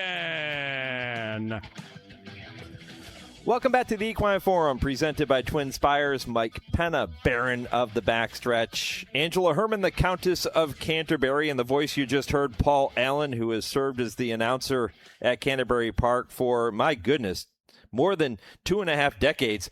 And Cupid's Crush, a huge win in the Lady Canterbury last year. That race being renewed as part of a stellar program later on this evening at Canterbury Park. Angela, I'm going to let you do the honors here. I mentioned the name Paul Allen. Set it up for us. Yes, the voice of the Vikings, the voice of Canterbury Park, and my longtime friend and co-worker. Ladies and gentlemen, Mr. Paul Allen, welcome to the show. Thanks for having me. And Mike, nice to meet you. And, Now I know about 3:45 or 4 o'clock Central today when Angela comes sauntering into the press box. Hey. I know that we are going to be graced by the Countess of Canterbury. so don't think that Countess of Canterbury is not going to last June through mid-September. And by the way, it's great being on the show. Thank you very much for having me. But working with Angela for the better part of 2 decades now, I mean, I've known Angela for more than half of her life. And, I've worked in horse racing nearly 40 years, and you don't come across too many people, in fact, I haven't, where their knowledge of the history of the game, the pedigree, being able to bet, being able to dope out a pick 5, and genuinely caring about the state of the game from then to now to what's coming. Angela encapsulates all of that. So she's the genuine article, and it's really cool that she's doing this on Saturdays, and it's great working with her. Well, thank you very much, Pablo, but you've been involved in the sport even longer than I have. And down memory lane we go. Why don't you tell us about how you got started in horse racing and how you managed to work your way to Canterbury Park, because it is not a very typical journey to get here. No, likewise for the Vikings play-by-play job and the K-Fan radio job. Just very, very blessed to have all those jobs. But from a race calling standpoint, I was covering horse racing in Southern California, where I went to high school and junior college, for the Pasadena Star News and San Gabriel Valley Tribune, and that job just kind of had an expiration date for me. So. I got to know Trevor Denman while I was at Santa Anita, and Trevor and I became pretty good friends, along with his wife, Robin Marchetti, who's from southeast Minnesota, and that's where they live now. So, Trevor always pushed me along to, he just thought I had something that would be cool with race announcing, and like whether it's Marshall Cassidy or Harry Henson or Dave Johnson or just some of these racetrack announcers, Phil Georgette from days gone by, I was just always the teenager that would do impressions of them. So eventually I went to the roof of Santa Anita, Hollywood Park, and Del Mar, and Fairplex in Pomona, and I would call races into a tape recorder. So then in the middle of 1993, I got tipped off that there was going to be opening at Bay Meadows, the former racetrack in Northern California. So I drove up there, brought my tape recorder, found track president Jack Liebau, and asked him to be part of the auditions. And he said no, with respect, even though I had my tape recorder and he liked one of the races. Because I just had no experience, and they had like 25 other people going for the job. So I tapped on my parents for more money. That was a common thread of that part of my life. And stayed over in the Bay Area, right by Candlestick Point, went to I think it was a Giants-Reds game. Came back the next day, and instead of asking Mr. Liebau if I could get a crack, I just hit play again right next to his ear. And he laughed, and he said, okay, let's go to this. He took me into the mouth of a tunnel where he could hear things reverberate. And he asked me to blurt out some things, and I did. And he liked what he heard. So he said, all right, do you have binoculars? And I said, yeah. He said, you got the 8th race today. I said, today. So then I called that race. They had me come back next week, and eventually they hired me for the job. Then, that was 1993. I started at Canterbury in 95. Then I started K-Fan Radio in 98.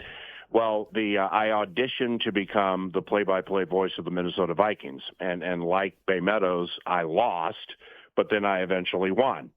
And when I got that job, I hand wrote a letter to Jack Liebau in San Marino, California, where he used to live, former president of Bay Meadows and my boss. And I just thanked him, saying that I would not have this opportunity to call games in the NFL, whether it's 1 year or 100, if you didn't give me that chance in 93. He was very kind with what he said, and that's kind of the path that got me to San Francisco and then eventually Minnesota. Paul, one of the things that I love about listening to your race calls is the charismatic, enthusiastic delivery that you have. Where did that come from? That's a great question because, I didn't, when I landed at Bay Meadows, got to do a little at Golden Gate Fields, was the Angela Herman, the Countess of Canterbury, the Paulie of Pleasanton, as the analyst at Pleasanton and some of the fair circuits. I just think that's how God wired me. I still at age 60 see a lot of things through the eyes of a child. I genuinely get excited for competition, whether it's the Vikings playing the Packers or it's a race, a $7,500 claimer with 3 straight across the track inside the final 16th. I just really, really enjoy that. So I dig deep to get that enthusiasm, and I've just been fortunate to be around a bunch of great horses and a bunch of great people, and a bunch of great football players, all the way back to when I started, Dante Culpepper and Randy Moss, through Adrian Peterson and Brett Favre and Percy Harvin, and now Justin Jefferson. So really, the actors in the proverbial film make it super easy for me to be energetic when I narrate it. Well, I got to ask you about tonight because it's the big night, Northern Stars Turf Festival. Do you prepare any different way for this evening? And set it up for me. Tell me about what you're most looking forward to on this big night of our stakes racing. Well, it's, we're Canterbury Park is analogous and in unison with a lot of tracks around the country now where the horse population is down. And, we see some 4 and 5 horse fields actually quite frequently of late. So you take what you have, you make the best of it, and Angela and I do our very best, specifically in the press box, to not lament or complain about things and make them as fun as we possibly can. So with that said, I came into the Northern Stars Turf Festival knowing that, the fields may not be the biggest that we've ever seen, but, these races are incredibly important for a lot of people, specifically the owners of these horses who have poured tens of thousands of dollars into these horses to get them to moments to win. Even a Lady Canterbury that, at one point was $100,000 plus, now it's $50,000. And it starts for us and for me with race 2 with the Lady Canterbury Stakes. Now, Angela might know more about the scratches than me. They don't generally come out until about 11 o'clock Central. So I see 6 in there now. And the Lady Canterbury is Minnesota racing immortality, all the way back to Canterbury Downs when the track opened in the mid-'80s, through my first year at Canterbury, 95, Go-Go Jack, ridden by Scott Stevens, trained by Tim Muckler. I'll never forget that horse. One of my favorite races all time of all 30,000 I've called all over the country is the 97 Lady Canterbury, where a local horse named KZ Bay pulled a massive upset at like 33-1. And there were some really, really good horses in that race. So I think it's really cool that we started that way, race number 2 with the Lady Canterbury. I think the best betting race of our stakes races tonight would be race 6. That's about 7:40 Central. It's the Brooksfields Mile, and we're going to have at least 8 in that race. I think that one has potentially some exacta and trifecta fun in it, even though I think Sushi Man will be favored and win. And then the final of the Northern Stars is a race called the Dark Star Stakes, named for one of the great radio personalities in the history of this market. And I'm fortunate enough to be a partner in one of the horses running in that race tonight. So I'll take that one off. The backup, Kevin Gorg, will call it, and I'll sweat it on the apron. Visiting with Paul Allen. He is the voice of Canterbury Park, the voice you will hear this evening with their tremendous card, which includes, as he just alluded to, the Lady Canterbury, the Canterbury Derby, all of that coming up on an 8-race program. First post, by the way, in case you're wondering, is 6:10 Eastern, so 5:10 Central Time, and then 3:10 for those of you tuned in out on the West Coast with us here this morning. Paul has been the voice of Canterbury Park for more than 30 years. He's celebrating year number 31 here in 2026. And as you heard him say, the voice of the Minnesota Vikings radio network as well. Paul, you mentioned some names there. Randy Moss. You mentioned Brett Favre. You mentioned Justin Jefferson. Have you been able to take that love of horse racing and present it to any of the players you've been around and get them involved in the sport? Yes, over the years, for sure. Like former offensive coordinator Norv Turner, he and I became really good friends when he was here. And Norv lives in Del Mar. So he has a box at Del Mar. He's owned horses. He loves playing the pick six with a group down there that includes former Vikings coach Mike Tice. So I brought Norv into the game along with a former Minnesota Wild goaltender named Alex Stalock, somebody with whom I'm friends. So we had a partnership there. I had a partnership with a former Vikings head coach Mike Zimmer. Those are two right there that jump out. There are a bunch who, when they come to the racetrack, like former Vikings punter Ryan Wright. Okay, he now is with the New Orleans Saints, but he was there Thursday night. So like he and his wife Ashley are in town to clean up some final things because he was with our team last year to get down to New Orleans. Well, I made it a point to go down to see Ryan. A lot of these guys will come out and they'll get bit by the either the equine athlete or the atmosphere, but then they leave and it kind of falls off. So it always has been a work in progress.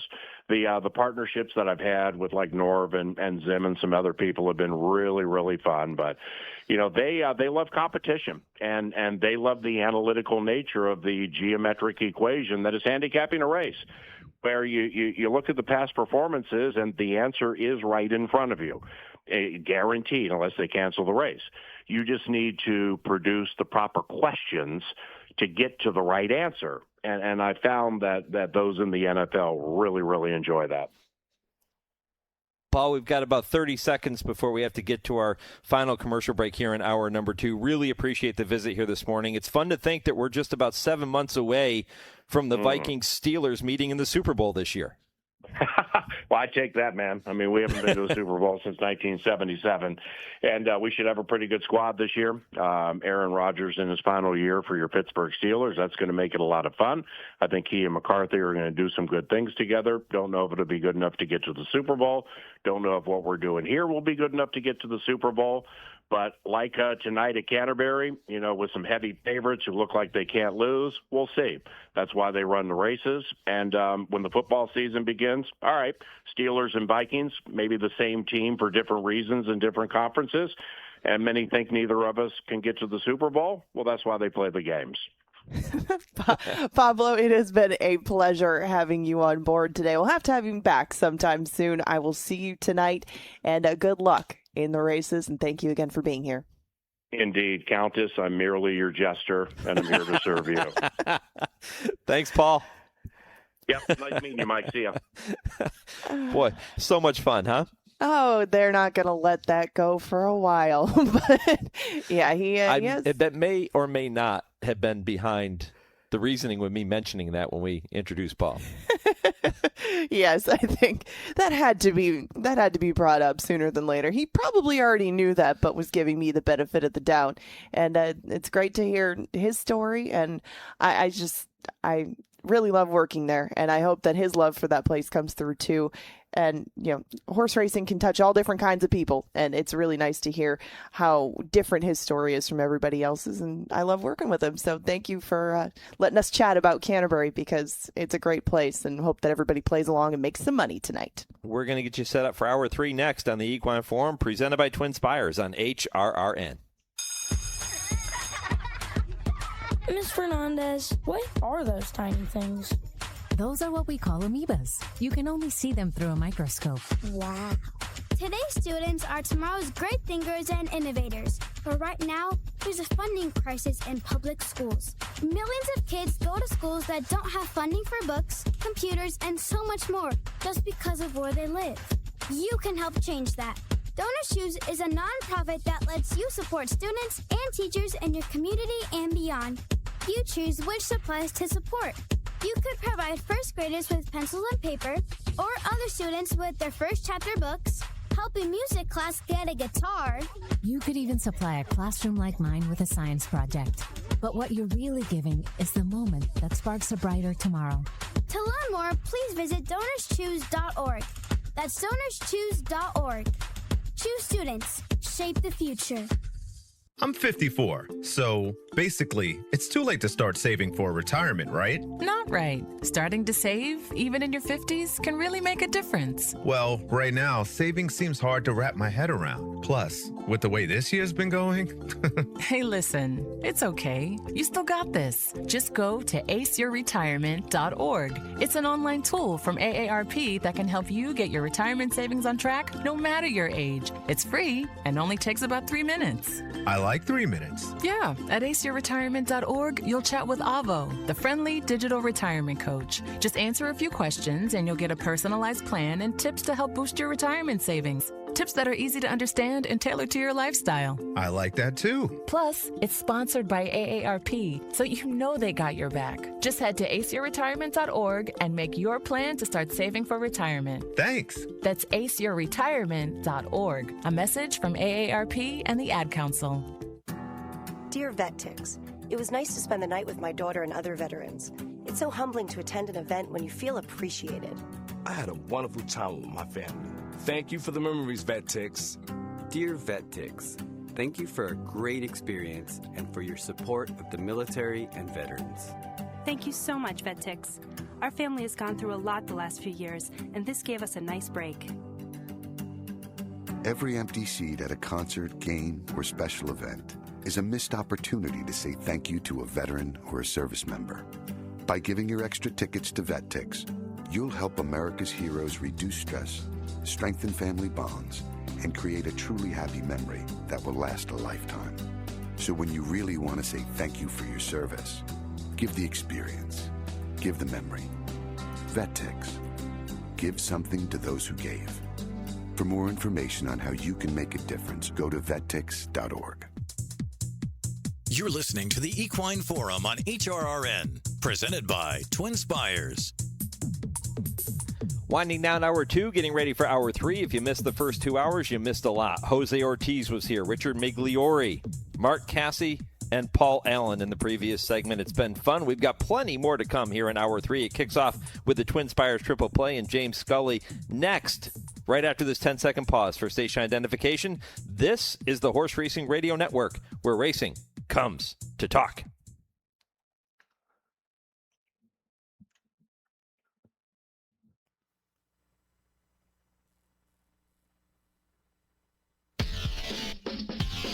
This is HRRN, horse racing's voice. It is Sushi Man tearing away, and Sushi Man is gone.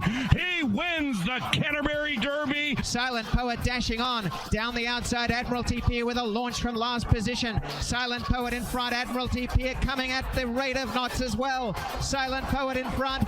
Admiralty Pier out the ground, but Silent Poet has won the Highlander Stakes. Welcome to the Equine Forum, presented by TwinSpires. They're off the turn. They're into the stretch. Super Quick's in front, turning for home. In front by a length. Here comes she. There's the Devil, bearing down with a run. And Pauline's Pearl's now third. 1 furlong to go. Super Quick digs in, but she dares the Devil has taken the lead, and it's an Oaks winner in front of the TwinSpires. Towards the inside, that is Ron the Greek who is staying on. Also picking up late is Rogue Romance. Nate's Mineshaft, purely on adrenaline now. Wise Dan bearing down on the outside. Ron the Greek to the inside. Wise Dan, Ron the Greek.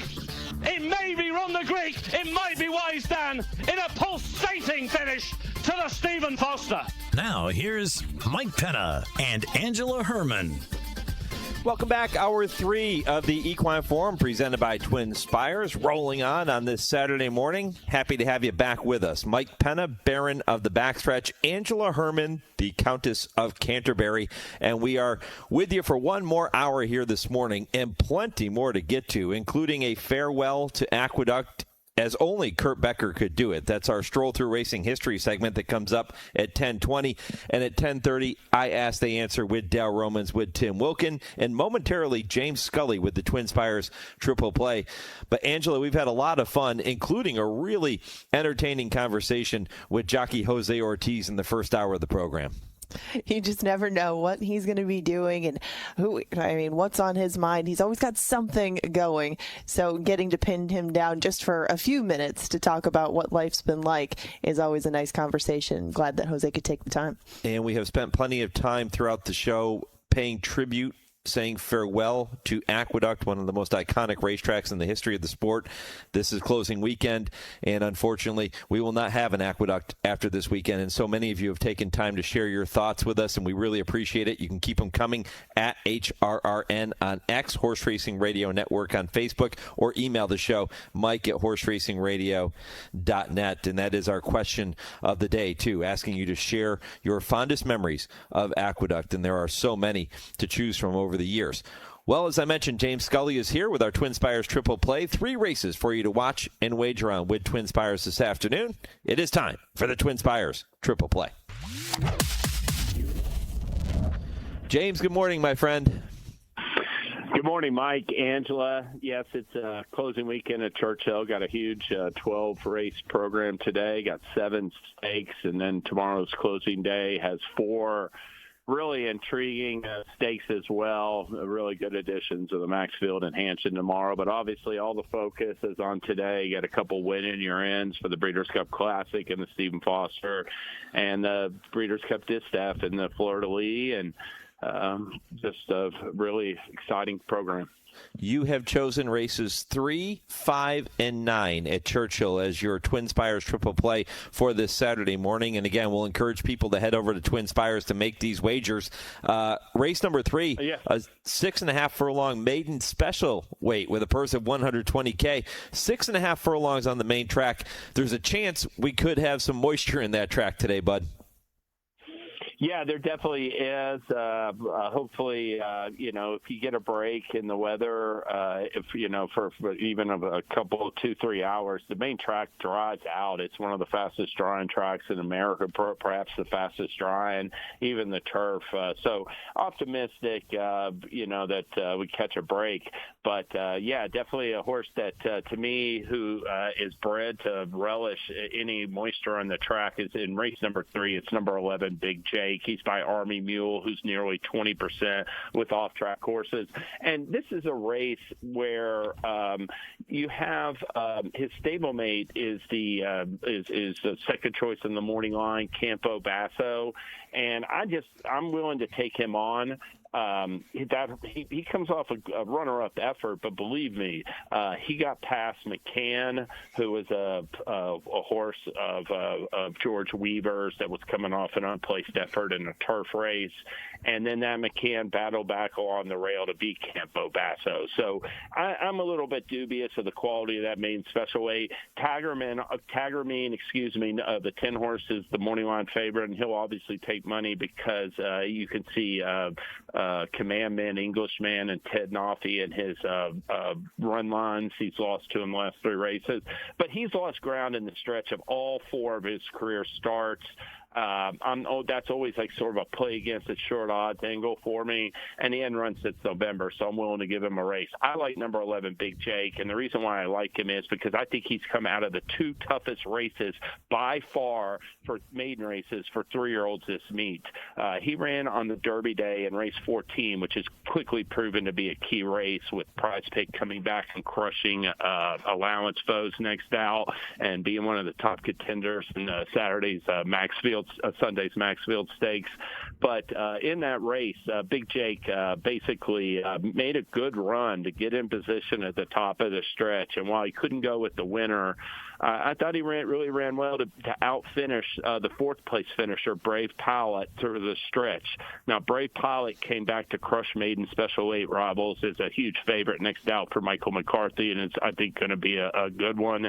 Last time out on June 7th, he ran into Leading Change, Big Jake did. And that horse is a Brad Cox 3-year-old who's going to be really, really good, folks. He's by Gun Runner. He took a ton of money that day, and he got one of the top maiden, I think maybe the top maiden speed rating the entire meet, winning that June 7th. So to me, in the second time out, Big Jake sort of was out of position. He broke from the inside post. He went up there and took control intense pressure from the runner-up in his debut, Find No Fault. And that they basically knocked themselves out on the pace that day, and they held to be third and fourth. But that's a race where I think with the outside draw and with the different tactics today, Big Jake is going to improve upon. Like I said, I think that his ideal run situation is going to be just stalking, just off the speed. I expect him to get the trip today, and I like his chances for Bob Baffert. He's very narrowly, I guess, the other Baffert, a pretty popular angle that we hear. But a lot of the horses that are going to be favored in here are kind of lined up towards the outside. And I want your thoughts on 6.5, because it can be a tricky distance. And I know that the favorites are lined up towards the outside, but do you have any preference for maybe any part of the track, both at 6.5 and when it's wet at Churchill? Is there anything to that? Well, I mean, when it's wet at Churchill, the outside to me can be a little bit advantageous at times. It really depends on just, Angela, whether it's wet or it's wet and drying out, though. I think when it begins, I think more so when it's just wet and it's raining and it's wet, I think the inside it can be great. It can be golden. But when it's drying out, that's when the outside, to me, can be a little bit, play a little bit more advantageous. And you can sometimes get this outside flow going. But, it's hard to anticipate that necessarily happening. And, I still think, whatever it happens, being by as far as what kind of condition the track's in, being by Army Mule and out of an Uncle Mo mare, I mean, those are two of the best wet track sires percentage-wise going. So he'll relish any moisture in the track. And Baffert, he's basically bringing him back on 3 weeks rest, and he got to work in him. So I think that he's still doing really good, and I still think this is a good spot for him to get a better trip and graduate in. All right, so number 11, Big Jake, the top pick in race 3 at Churchill for James Scully to begin this week's TwinSpires Triple Play, 9-2 on the morning line. Race 5 is the second leg you've chosen, and that is the $275,000 Anchorage Stakes, which is 1.1 miles on the turf course. Again, a turf course likely to have some give to it here today after all the inclement weather in the Louisville area. Barring any scratches, a field of 10 has been entered to go. How'd you see it? I like number 3, Way to Be Marie, on the cutback to 9 furlongs. And this is a 5-year-old mare that has been a solid performer. She finished a half-length second in the Grade 2 Edgewood on the Kentucky Oaks undercard over yielding ground back in 2024 at Churchill. She's has run well against graded rivals on the turf here, or against stakes rivals on the turf here previously. So I'm not concerned about any footing with her. And the thing about Way to Be Marie was that she was a solid 3-year-old filly, placed in a bunch of stakes, earned her first stakes win last season as a 4-year-old. And they made the decision last fall to basically try her at longer distances, see if that would turn her into, a warlike goddess type campaign and target some premier 1 3/8 and 1.5 mile graded stakes for older females. And she ran okay at times. I definitely thought after opening the year with a victory in the 1:16 Tom Benson Memorial Fairgrounds, she ran well to be third in the Bewitch at Keeneland and ran well to be third in the Katana. And in both of those races, she was in position to win in the stretch. I think that she's just going really good now for Eddie Keneally, and this cutback to 9 furlongs is going to hit her right between the eyes. And I think that this is a situation where I really want to take on 2 of the favorites on them, at least a couple of these rivals in here, from the outside with Pinup Betty, Viva Vuv, and Stylish Sue. I've got some concerns about all 3 of those rivals, whether they're poised for a top effort today at the distance. One thing's for certain, I don't think Pinup Betty and Viva Vuv are in top form. And I think that loss in the Belle Mahone last time was not a good sign for Stylish Sue, because she had that race in the bag and coughed it up late. And I'm a little bit worried about her seemingly going the other way because, I mean, she was a filly that is definitely going to be the speed in there. So I got some questions about our main rivals. I don't have any questions about the current form for Way to Be Marie. She's run really well in her last 2 races and just came up a little bit short in the stretch. But those were good fields she was in against, and I think she's going to relish the cut back to 9 furlongs today. You have a lot of great betting options on the card today, and if you're going to maybe link together the 3rd and the 5th or just play the Anchorage, how do you put it together? Well, I mean, you know, I'm definitely gonna. The thing with the 4th race is that if you're gonna link together a pick 3, you got a big favorite in there. Final Story. It's just gonna take so much beating. So I could just see playing a straight pick 3 with my top 2 choices in there with the favorite in the middle leg because I'm the 3rd choice on the morning line. You know, with the Baffert horse, Big Jake, and the 8-1 with Way to Be Marie. I'm going to get some value around him. Yeah, solid value there for sure. With Way to Be Marie certainly at 8-1, number 3 and that in race 5. That Final Story. Listen, he would have been going to the Haskell if he had won the Sir Barton, and they didn't know it at the time. But that Big Cuddle is really good. He came back after he beat Final Story, and that was straight up a really terrific stretch duel, and they were like 10 lengths clear of 3rd. I think it was officially 6 3/4 in the Sir Barton. But he came back, Big Cuddle did, and won the Delaware Derby by like 5 lengths. So, yeah, there's certainly going to be some favorites on the card. But Way to Be Marie is one that's definitely appealing to me at anything close to 8-1, and I'm excited to play her at a potential price. All right, and race 9 is the final leg you've chosen this morning, James. It is the Grade 3 Bango Stakes, a race renamed in honor of the racetrack's all-time wins leader, 12-time Churchill Downs winner Bango. 6.5 furlongs on the main track, which is appropriate. Who do you like in the Bango? I like number 5, Extra Hanejo, in his second start back from a huge layoff for Steve Asmussen in here. And I'll just address the elephant in the room with Cornucopian, who's going to be an even money favorite. His first listen, when he is facing inferior competition and has everything go his own way, he can look dynamite. You know, his debut win, he just crushed them on the lead and wound up being bet down as a result of that in Arkansas Derby. And then this year he came back in an allowance race in the San Carlos and just really was brilliant looking and got good numbers. But the competition wasn't there, Mike and Angela, in those races. And he got, you know, he basically ran as well as he could in the Churchill Downs when he was 5th. And last time in the Aristides, it worked out so well because he has speed, and the other speed horse in that race was drawn inside of him in Mad House. And he just set this perfect stalking trip, like tracking trip, took the lead. And let me just say, roll on Big Joe, who I don't think it was as sharp this year as he was last year at Churchill, absolutely put him to the test. At one point, I thought he was going by him in mid-stretch, and Cornucopian got the upper hand late.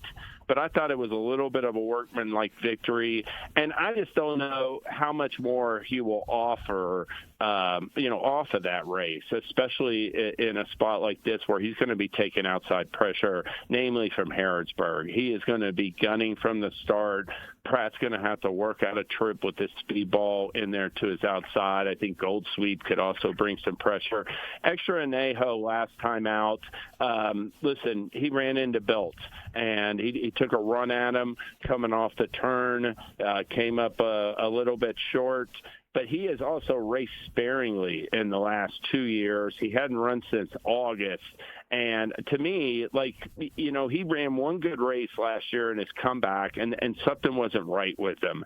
And I like the way he still needed plenty of time between races last year. I like the way he came back in that race and made a good run at Built. Basically, he got nabbed in the last jump by a nose for second, but he was there, still trying hard at the finish.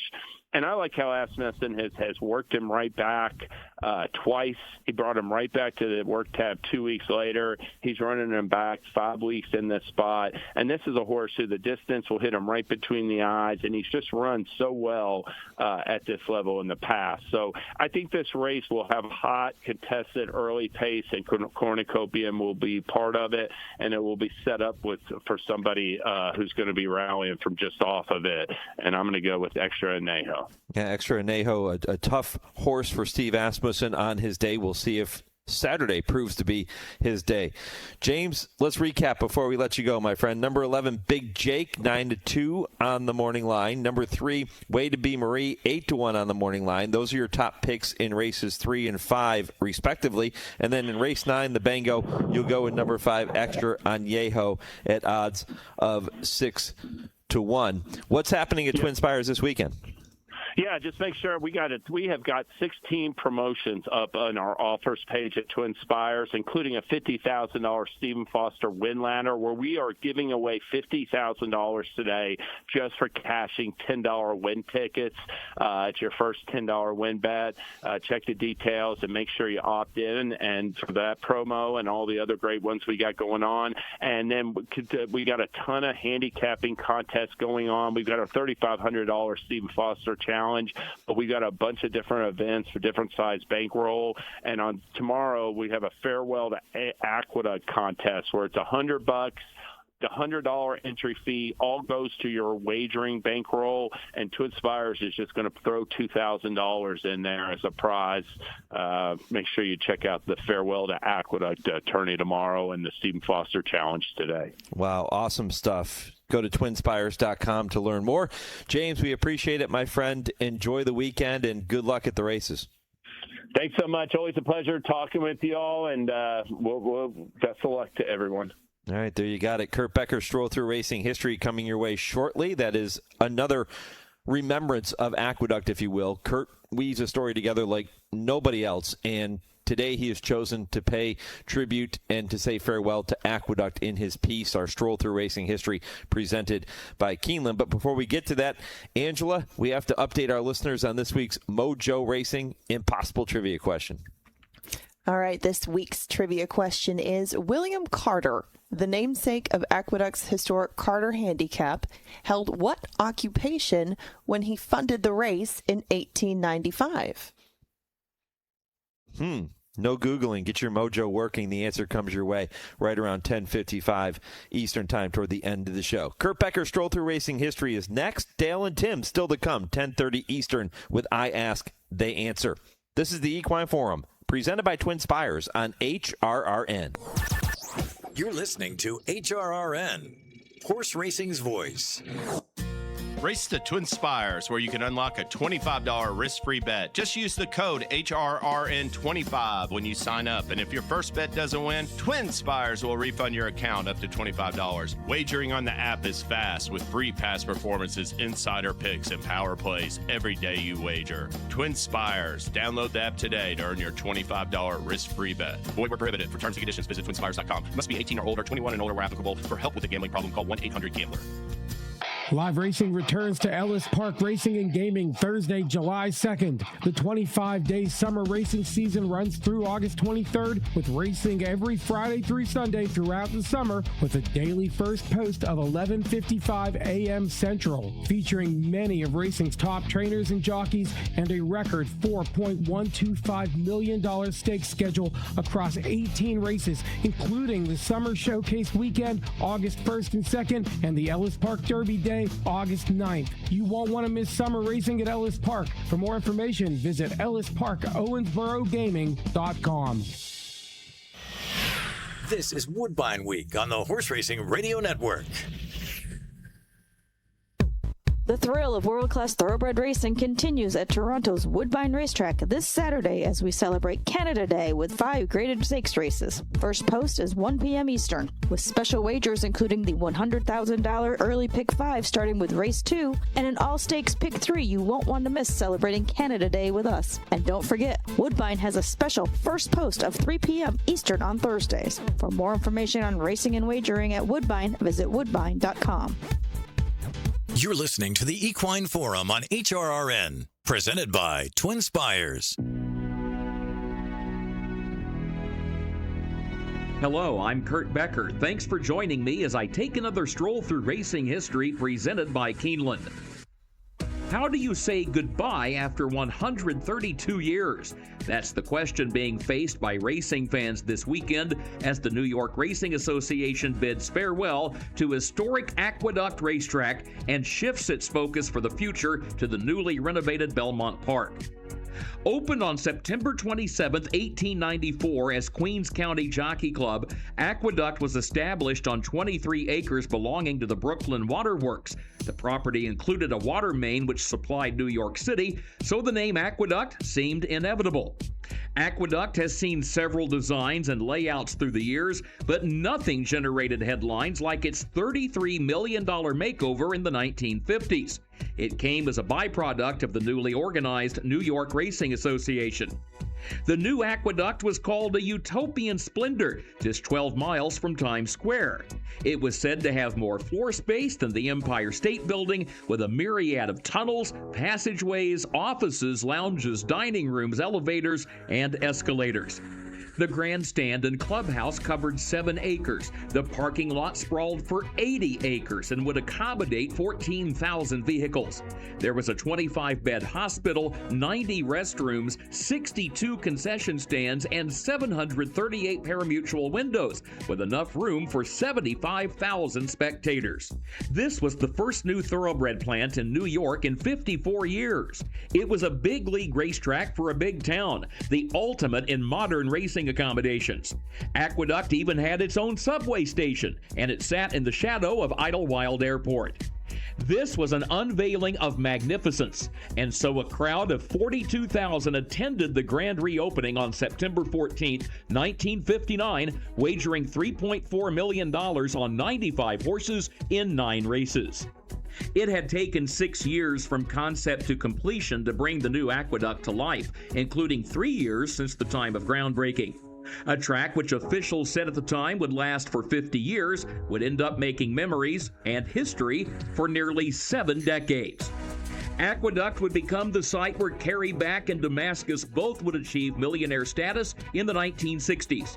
It was where Kelso would win 20 races during the same decade, including 4 editions of the Jockey Club Gold Cup. This was where Forgo, after winning 3 consecutive Horse of the Year titles in the 1970s, finally met his match. Not on the racetrack, but in the form of a strike by mutual clerks, which closed Aqueduct and delayed the start to Forgo's 1977 racing season.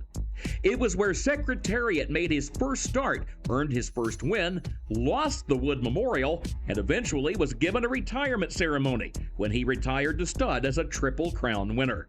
And then there are the trainers. It was Aqueduct where Hall of Famer Sonny Jim Fitzsimmons was presented with a television set on his birthday in 1964. This was where D. Wayne Lucas would notch the first 2 of what would become 20 Breeders' Cup victories. Linda Rice got her 2,000th career victory here. Todd Pletcher got number 5,000. And the jockeys. Bill Shoemaker won the first race when Aqueduct was reopened and then promptly swept the Daily Double. Eddie Arcaro won the track's first turf feature. Apprentice jockey Mike Venezia, age 19 and the pride of Brooklyn, rode 6 winners at Aqueduct on December 7, 1964.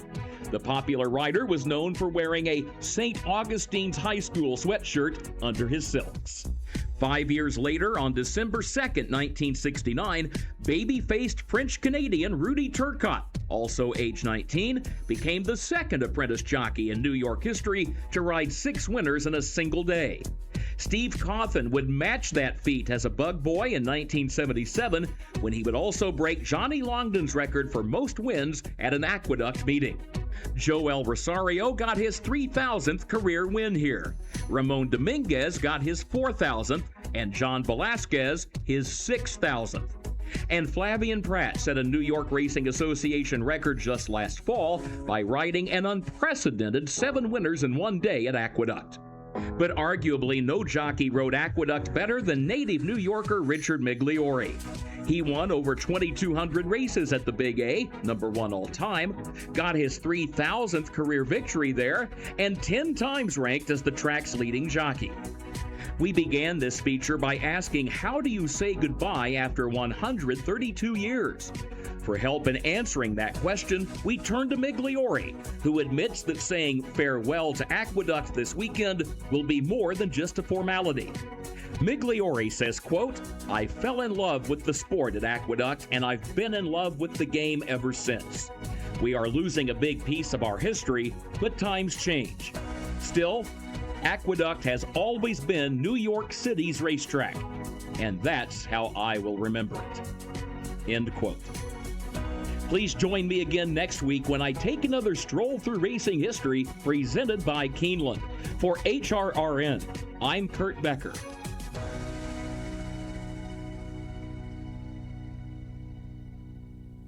Nobody weaves a story together like Kurt Becker. My thanks to Kurt for that story. If you missed any of Kurt's Stroll Through Racing History segments, check out the Stroll Through Racing History page on our website, horseracingradio.net, and you can listen to all of those shows. And don't forget, too, about our weekly Brisnet.com call-in show, 6 to 7 Eastern, every Thursday with Bobby Newman and James Scully. It is your chance to call in and talk racing with our experts. Every Thursday, 6 to 7 Eastern, here on HRRN.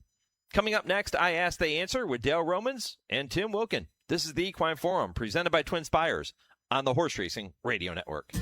Race to TwinSpires, where you can unlock a $25 risk-free bet. Just use the code HRRN25 when you sign up. And if your first bet doesn't win, TwinSpires will refund your account up to $25. Wagering on the app is fast with free past performances, insider picks, and power plays every day you wager. TwinSpires. Download the app today to earn your $25 risk-free bet. Void where prohibited. For terms and conditions, visit TwinSpires.com. Must be 18 or older, 21 and older where applicable. For help with a gambling problem, call 1-800-GAMBLER. Colonial Downs summer racing season is here with a new schedule featuring live racing every Thursday through Sunday. Post time 12:30 p.m. Eastern. Back is our popular 12% takeout pick 5 offered twice daily, and play the all-new $3 late pick 3 with a 15% takeout. Join us for our biggest days of the season, Saturday, August 1st at noon for the Colonial Downs Festival of Racing, featuring 8 stakes races, including the Grade 1 Arlington Million, and then closing day, Labor Day, Monday, September 7th, with the Grade 3 Old Dominion Derby. Colonial Downs, the next era of racing. When it's time to paint the fences and barns, think Farm Paint. At Farm Paint, you get the industry's best coatings and paints factory direct at low, low prices. Farm Paint is your source for quality paints, roof coatings, dustless arena footings, and more. You can purchase online or drop into a Farm Paint store near you with locations in Heart of Bluegrass Country at 700 Phillips Lane in Lexington, Kentucky, Columbus, Ohio, and Sandusky, Ohio. Buy factory direct and save at farmpaint.com. That's farmpaint.com. A Keeneland session topper from the first crop of the all-conquering Vekoma. Jonathan's Way was touted by purchaser John Moynihan as, quote, one of the best-looking horses you'll ever lay your eyes on. Out of an undefeated stakes-winning juvenile daughter of Indian Charlie, Jonathan's Way is a complete outcross through his first 5 generations and comes from the immediate female family of the great Dynaformer. Brilliantly talented with the pedigree and physical makeup to be commercial dynamite. Jonathan's Way, a future stallion star, standing at Airdrie Stud. Think about it. This is I Ask, They Answer on the Equine Forum on HRRN. As they move to the far turn, Angelite holds on to the lead by a length and 3/4. Sham is second by 1. Champagne Charlie third by a neck, and Step Nicely on the outside is 4th. Secretariat is 5th. They come now to the top of the stretch. Angelite in front by 3/4 of a length as Sham moves up on the outside second. After that, it's Champagne Charlie third, Step Nicely 4th, and Secretariat in the middle of the track. They straighten away in the stretch. Angelite holding on to the lead by a length now. Sham second, Champagne Charlie third. Far outside, it's Secretariat 4th. Coming to the 16th pole, Angelite in front by a length and a quarter. Sham is second. 70 yards from the finish, it's Angelite in front, Sham on the outside. One of the more notable races in Aqueduct history, Angle Light defeating stablemate Secretariat in the 1973 Wood Memorial. Today, we bid farewell to the legendary racetrack and share some of our fondest memories. Plus, we take a look at some of the all-time great jockeys in the history of thoroughbred racing and tell you our ideas for a bright racing future. We'll cover all of those topics and much, much more straight ahead with trainer Dale Romans and turf rider Tim Wilkin coming up on this week's edition of I Ask, They Answer, presented by the University of Louisville Equine Industry Program and the College of Business, and all starting just 30 seconds from right now. A spark turns into a dream, and your dreams fuel a love that will last a lifetime. Turn your passion into a career with experienced guidance, a thorough study of equine business, as well as opportunities to get your hands dirty and put your mind to work. Located in the heart of horse country, let your passion fuel your profession at the U of L Equine Industry Program. Apply today. All right, guys, let's kick it off with this one. Soccer. See what I did there with kick it off? Soccer or football fans, depending on what part of the world you live, are in the midst of celebrating the World Cup. Horseshoe Indianapolis got in on the global theme this past week as well with their 12th annual World Jockey Challenge featuring 32 riders from 7 countries. The event was won for the second consecutive year by Panama, a country which has given us so many incredible jockeys over the years. So I thought it would be fun to spend a few minutes talking about some of our favorite Panamanian jockeys and which one maybe should be considered the greatest of all time. Dale, you want this one first? Yeah, the greatest of all time is pretty easy. They named a school after him, the jockey school in Panama, Lafitte Pincay. But, I mean, you can go through the list of great jockeys that came out of there from let's see, we got George Velasquez, Jacinto Vasquez, Alex Solis. I mean, it goes on and on and on. It's interesting to talk to those guys, too, about going to the school. I mean, they're like 14 or 15. They decide they're going to be jockeys if they're small, and they can get into the Lafitte Pincay School of Jockeys. They go and they have to take classes, and they start out like grooming, taking care of horses, and they get to gallop, and they start riding, and they weigh them all the time. If they get overweight, they go to groom school. They don't get to move forward. It's like pilot school in the Air Force. And then the elites come up and start riding, and they get to ride races starting out when they're still at the end of their school, and they really train them well. You know, that for a long time, that's the only school I'd heard of for jockeys. And then Puerto Rico, of course, has been coming on strong lately with the Ortiz boys and that group. But we could go on. We're going to forget a whole lot of them, but there's just been one after another come out of Panama. Number one has to be Lafitte. Well, yeah, absolutely. The number one has to be Lafitte. I mean, he retired in 2003 with 9,530 wins, and he still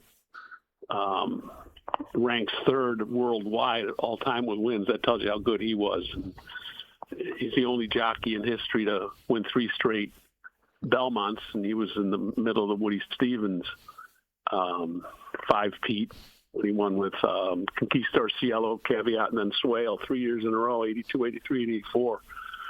You know, he set the standard. He was the guy that everyone wanted to be coming out of Panama. But like Dale mentioned, George Velasquez, whose claim to fame was riding Alidar in all 3 Triple Crown races in '78. He rode Pleasant Colony. Jacinto Vasquez, Ruffians rider. Barilio Baeza, a 2-time Eclipse Award winner. Rode 24 champions in his career. And someone that might be considered that was a front runner of getting Panamanian guys interested. It was Manny Icaza. You know, he's a Hall of Famer. He was controversial in his career, but you know, when he made the jump over to the U.S., that put the bug into a lot of these younger kids over in Panama. And, you know, I don't think without Manny Icaza, I don't know if we have all of these great Panamanian riders. He certainly was a trailblazer in that regard. But yeah, without question, you got to put Lafitte Pinkai at the top of the list. And as far as current riders, Luis Saez, he's making a pretty good career for himself too. He's got a couple Belmont Wind Essential quality and Dornoch. Yeah. He's one of the up and coming, consistent good riders that we have now. And he's from Panama, so I'd throw him in there too. How about Jose Lezcano? There's another one. Great rider. I wouldn't call Luis Saez up and coming. I'd say he's here. Yeah, he's here. You're right. Yeah. You guys mentioned especially since he won one for me on Thursday night. So yes, greatest of all time. True. Yeah, you guys greatest mentioned of this week. The riding school that they do have, and what do you think the biggest thing that they glean from actually going to a school to properly become a rider? Do you notice anything that they take out of that maybe they all have in common from going to that school? They come out prepared, and they're good bug boys right out of the gate, is what I've seen out of them. I mean, it's not an easy thing to get through. They love their horse racing in Panama, and they say today Lafitte Pinkai is like Michael Jordan. You can't walk down the street if he goes back to Panama. He gets swarmed by people. Same thing with Jacinto and Georgie. They still remember him, and it's pretty incredible.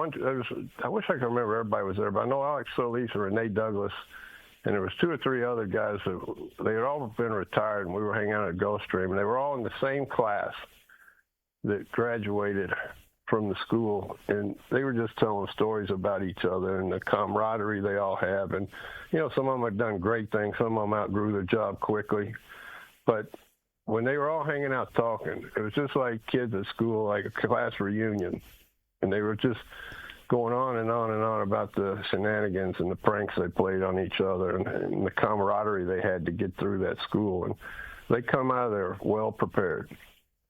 And the other schools too. I mean, Chris McCarron's school that he has for riders over here, that has been a springboard for a lot of people too. Yeah, it was good. It was good. I don't even know if he's still doing it or not, but it was good. But that thing in Panama, it started it all. I don't know how long Puerto Rican school's been going on, but there's been some good ones starting to come out of there too. But I think it gives them a big advantage, and their horsemanship on top of it. Being able to ride. You know what amazes me about all of and this doesn't just apply to Panamanian riders, but all of these great riders. I had the privilege of sitting down with Lafitte for an hour trackside at Santa Anita when we were out there to cover a Breeders' Cup. And then I did the same thing with Braulio at Saratoga. And when you bring up a horse, they remember every detail of every ride aboard every single one of those horses, and it doesn't even have to be a great horse. I mean, their memory and their focus is so incredible, and I think it's like that with every great athlete, but certainly every great jockey. It really is. I mean, we sit around and talk about horses. Angel's one of my very close friends. It's amazing. He'll tell you how he ended up getting the mount, or a horse somebody else rode that he didn't get the mount on, and why, and who he picked over it. I mean, we go on and on and on about this, talking about those old stories. Yeah, it's some great riders, and again, kudos to Horseshoe Indy with that Jockey Challenge. I think it's a pretty cool thing. Congrats to Panama. All right, time now to say hello to our friend Nick Zito, and Dale and Tim get the chance to tell us if the following statement is right or wrong. Yeah, right or wrong. Am I right? What do you think?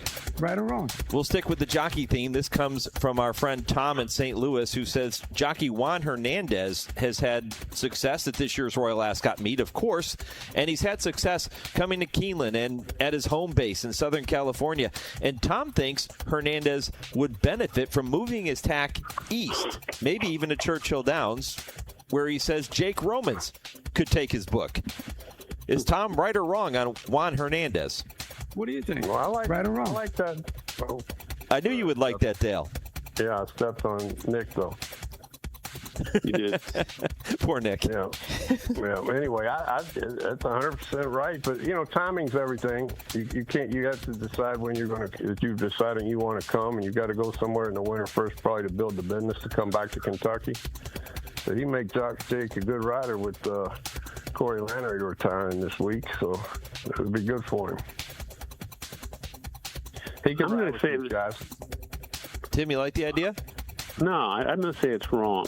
I mean, Juan Hernandez has established himself in California for sure. A lot of that has to do with Bob Baffert. I mean, he rides for Bob and also a lot for Michael McCarthy. I mean, in the last 5 Del Mar meets, he's won 4 of them. In the last last 5 winter meets at Santa Anita, he's won all of them. He's been the top rider out there. Why would you leave? When you've got such great business out there. Yes, I know Bob Baffert has moved a bunch of his horses to Kentucky, but he's going to have a big presence at Del Mar in the summer. There's no doubt about that. I think Juan Hernandez be just fine staying out in California and doing what he's doing. No, he certainly had a lot of success out there, and if it ain't broke, don't fix it kind of thing. Tom, we appreciate that. We're going to bring Nick Zito back for that segment again next week, as we do every week here on I Ask, They Answer. But we have 2 more topics to get to before our final point of the week. And our next one, Angela, comes from Sean in Chambersburg, Pennsylvania. Yes, and Sean asks, earlier this month, Jockey Club Chair Everett Dobson issued a request for ideas for everyone who has an interest in racing to improve the game. And I know this is a topic that we could probably talk all day and night and then some about, but what are the most prominent ideas that you guys have for everyone in racing to get behind? Tim, take it away. Well, I think we've talked about this a little bit in the past. I mean, I've always thought you got to market the stars of the game, and horses, trainers, and jockeys. You're going to get people that will get more interest when they get to know who the participants are. I remember the Go Baby Go ad campaign of, I think it was the late 90s, maybe somewhere in there. But, that was kind of a cute idea. I think it got some people interested in the game. I mean, if you put some voices and pictures of the players of the game, I think that would go a long way in getting people interested in following the different parts of the game within the trainers, jockeys, and horses. And unfortunately, a lot of the horses don't stick around long enough like they used to. But I get that because breeding is such a big part of the game. And there's also the thing we talked about before is to have a national governing body, to enforce uniform medication and anti-doping rules across all state lines. I don't know if it'll ever happen, but there's just so many different rules for different states. I don't know how these trainers and owners keep track of it all. It must drive them crazy. But I think that would be something that would help. And get rid of these 14 race cards. Too long. Some of these days are too long. I get the Derby day, but some of these other days you don't need to have racing from 11:30 in the morning till 8 o'clock at night. Dale, what say you? We could go all day with this. I would get a little more into the weeds of the business-wise. Like the CAW rebate issue would be a big one that I would address, and I don't know what, I'm not going to have the answers to all of it, and you'd have to do a deep dive and figure out it. I don't particularly like big player rebates, even though they're betting a lot of money. The profit margins for the person counting the tracks are too small. The ADW platforms that I think are important to have, but in today's time, it's not that expensive to operate and run, and they suck a lot of money out of the game. So things like that, keeping a nationwide platform, since we're losing FanDuel, whether it be on the internet, something that's feasible, that we keep the game exposed nationwide, that people can watch a lot of horse racing. Those are, there's so many issues that we could discuss. Tracking every single dollar that's bet on every single platform and every different type of bet and see where it all ends up. A $2 bet on an exacta at TwinSpires or Churchill Downs, how that money trickles down into the blended rate of 18% that comes out into the purses, into the business side. I don't think there's enough people in the game that really understand that. So, yeah, there's a lot of promotional things to do, grow the sport, all that stuff. But there's some things we can fix inside the sport to make sure the revenues are going to the right places before we even moved on to expanding the sport. Yeah, and I agree with Timmy. I think the marketing thing is a massive component to all of this. And Dale, you bring up the business side of it. There are so many different layers involved, but that's why Everett Dobson asked people to submit their ideas, and maybe something new comes out of it. I'm sure that the Jockey Club already knows all of this, but maybe something new comes out of it. And it's a good question from Sean in Chambersburg, Pennsylvania. One more topic, and it's a big one. Angela, take it away. Well, this one's pretty open-ended, so elaborate as you wish, but we have to say goodbye to Aqueduct. So just asking both of you to share a few of your favorite Aqueduct memories. Dale, you want to start? Well, I've got a few. I mean, I always liked going to Aqueduct because the horse player at Aqueduct is hardcore as it gets. And to see if they liked you, they loved you. And I happen to be one they liked, and I always liked going there. So win, lose, or draw, they gave me a good reception. But if they didn't like a jockey or a trainer after a race and they got beat, they were getting heckled and yelled at all the way back. And hardcore players to go in there and eat a hot dog and drink a beer on the ground floor at Aqueduct is an experience all in itself, whether you're betting horses or not. But it's also the place where I won my first graded stake, a fall high weight, which is really good. It's the place I ran my first horse in a graded stake before we won the fall high weight. A lot of fond memories of Aqueduct. I could go on and on. I could tell you about us showing up there without a coat and tie to get into the director's room when we ran the first stake. We all had to run out to Walmart and buy clothes, and just to get in there, I was 20-something years old.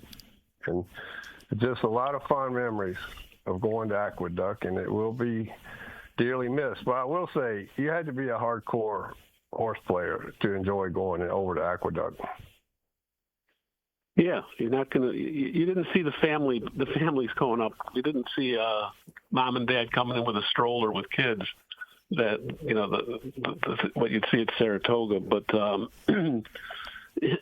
The racing that I saw down there, the one race that really sticks out was Bellamy Road winning the Wood for St. Nicholas Zito in 2005 by 17.5 lengths.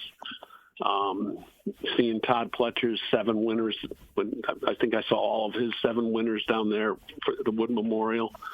I mean, because when I went down there, it would be mainly for the Wood Memorial. I also went down there and did a story on winter racing one year. Was down there for a couple of days and lived what they lived during the harsh winter months, what they went through, and it was very eye-opening. And another thing I'll never forget about Aqueduct is not only the human side of it and the horse side of it, but the pigeon side of it. Aqueduct had many, many, many, many hundreds of pigeons that were throughout the place, and they left their calling card everywhere. You couldn't go 2 feet in front of you without seeing some pigeon droppings. And this was all through the building. I mean, when they built a casino there that was delayed for months because they had to put a couple $1 million worth of money in to clean up the pigeon crap that was everywhere. I don't know. Maybe the pigeons were betting and losing, and they were showing their disdain by crapping all over the building. I'll never forget that. The pigeons, I don't know where they're going to go. Hopefully they'll go to Belmont.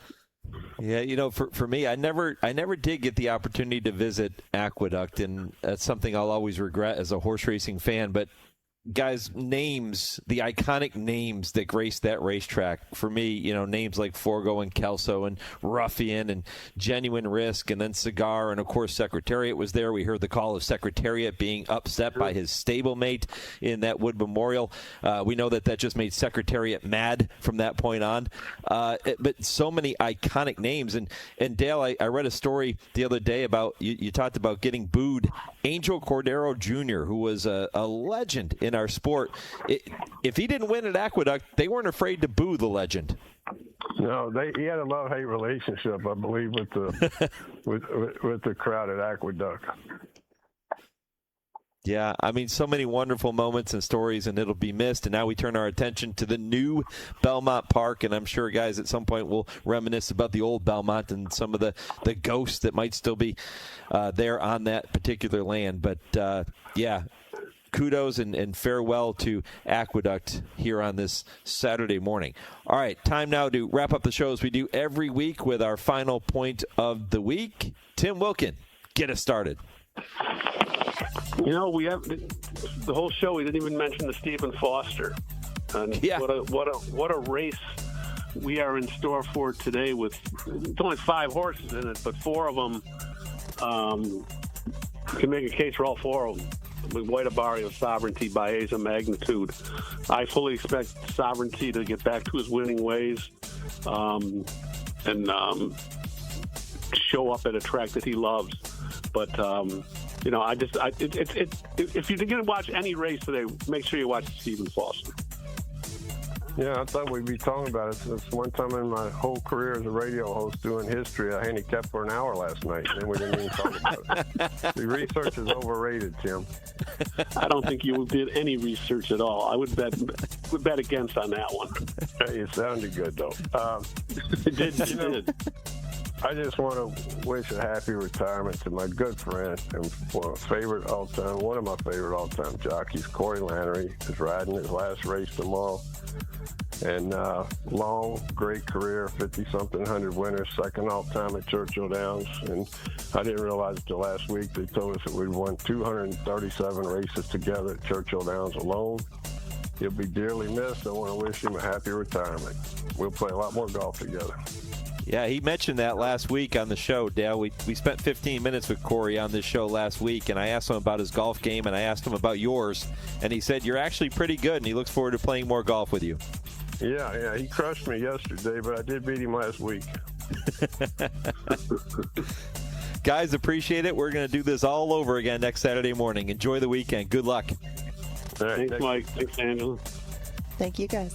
Now, if you have a topic you want to hear Dale and Tim discuss, just email it to the show, mike@horseracingradio.net, or post it on our social media pages, and Angela and I will do our best to work them in going forward. I Ask the Answer is presented every week by the University of Louisville, Equine Industry Program, and the College of Business. We're back with more, including the answer to this week's Mojo Racing Impossible Trivia question. That's next on the Equine Forum on the Horse Racing Radio Network, where racing comes to talk. Here we go. Come on, boys. Good luck. And they're off. Be part of the story. Own the moment. Go to MojoRacingPartners.com to get your mojo working. Here's today's STEM tip. Don't throw out that old plastic bottle. Repurpose it by turning it into an awesome terrarium. Just fill it with sand, pebbles, soil, and your favorite plant. It'll grow sealed right in its own ecosystem. Learn more at She Can STEM. A message from the Ad Council. A message from Joshua Jackson, actor and Fair Volunteer Ambassador. Food allergy is a serious, life-threatening disease that impacts over 33 million Americans. When your immune system sees certain food proteins as a threat, every bite matters. But here's the good news. There have been advancements in the treatment of food allergies, and with one voice, we can create better awareness. Because in the FAIR community, the disease doesn't own us. We own our journey. Talk to an allergist to understand your options. Visit foodallergy.org/empower to learn more. Remember the last time your family visited the forest? It's a place of wonder and imagination for the whole family, where stories come to life. And it's closer than you think. Ready to plan your next visit? Make the forest part of your story today at a local park near you, or find one at discovertheforest.org. Brought to you by the United States Forest Service and the Ad Council. What is dedication? The thing that drives me every day as a dad is Dariana. We call him Day for short. Every day he's hungry for something, whether it's attention, affection, knowledge. And there's this huge responsibility in making sure that when he's no longer under my wing, that he's a good person. I think the advice I would give is you don't need to know all the answers. The craziest thing was believing that your dad knew everything. So as a dad, you felt like you had to know everything. You had to get everything right. It's okay to make mistakes. As long as it's coming from love, then, it kind of starts to work itself out. I want him to be able to sit back one day and go, we worked together, we did a good job. That's dedication. Find out more at fatherhood.gov. Brought to you by the U.S. Department of Health and Human Services and the Ad Council. Thursday evenings, 6 to 7 p.m. Eastern, is the Brisnet.com call-in show. It's your chance to call in and let the Horse Racing Radio Nation know what's on your mind. Call us at 888-966-HRRN. That's 888-966-4776. And discuss the topics you choose in the world of thoroughbred racing. The Brisnet.com call-in show. Sirius 162, XM 207, and streaming live at horseracingradio.net. You're listening to the Equine Forum on HRRN, presented by TwinSpires. The Blood Horse Magazine, the premier monthly publication of the thoroughbred industry, is out. Golden Tempo does it again. The July Belmont Stakes results issue of the Blood Horse Magazine is out now.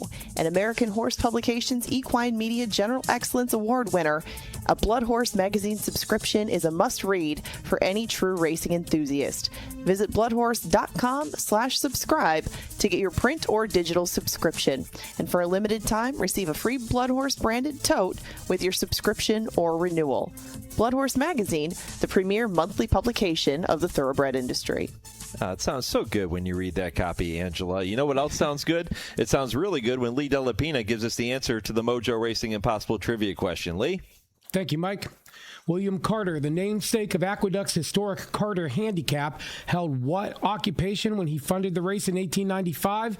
He was a tugboat captain. He was also a wealthy contractor and investor, but his primary source of his initial fortune came from operating a fleet of tugboats in New York Harbor. When Aqueduct needed financial backing to establish an elite stakes race to compete with rival tracks, it was the harbor skipper's money that saved the day. Thanks to Mojo Racing Partners for this week's Impossible Trivia question. Get your mojo working at MojoRacingPartners.com. I told you it was tugboat captain. I know. I wasn't a believer, but now I am, and thank you for clearing that up, both to you and Lee. It'll teach you to doubt me again. Never tugboat again. Captain. That was easy. Yeah, at least for one morning, I will never doubt you again. I had absolutely no clue.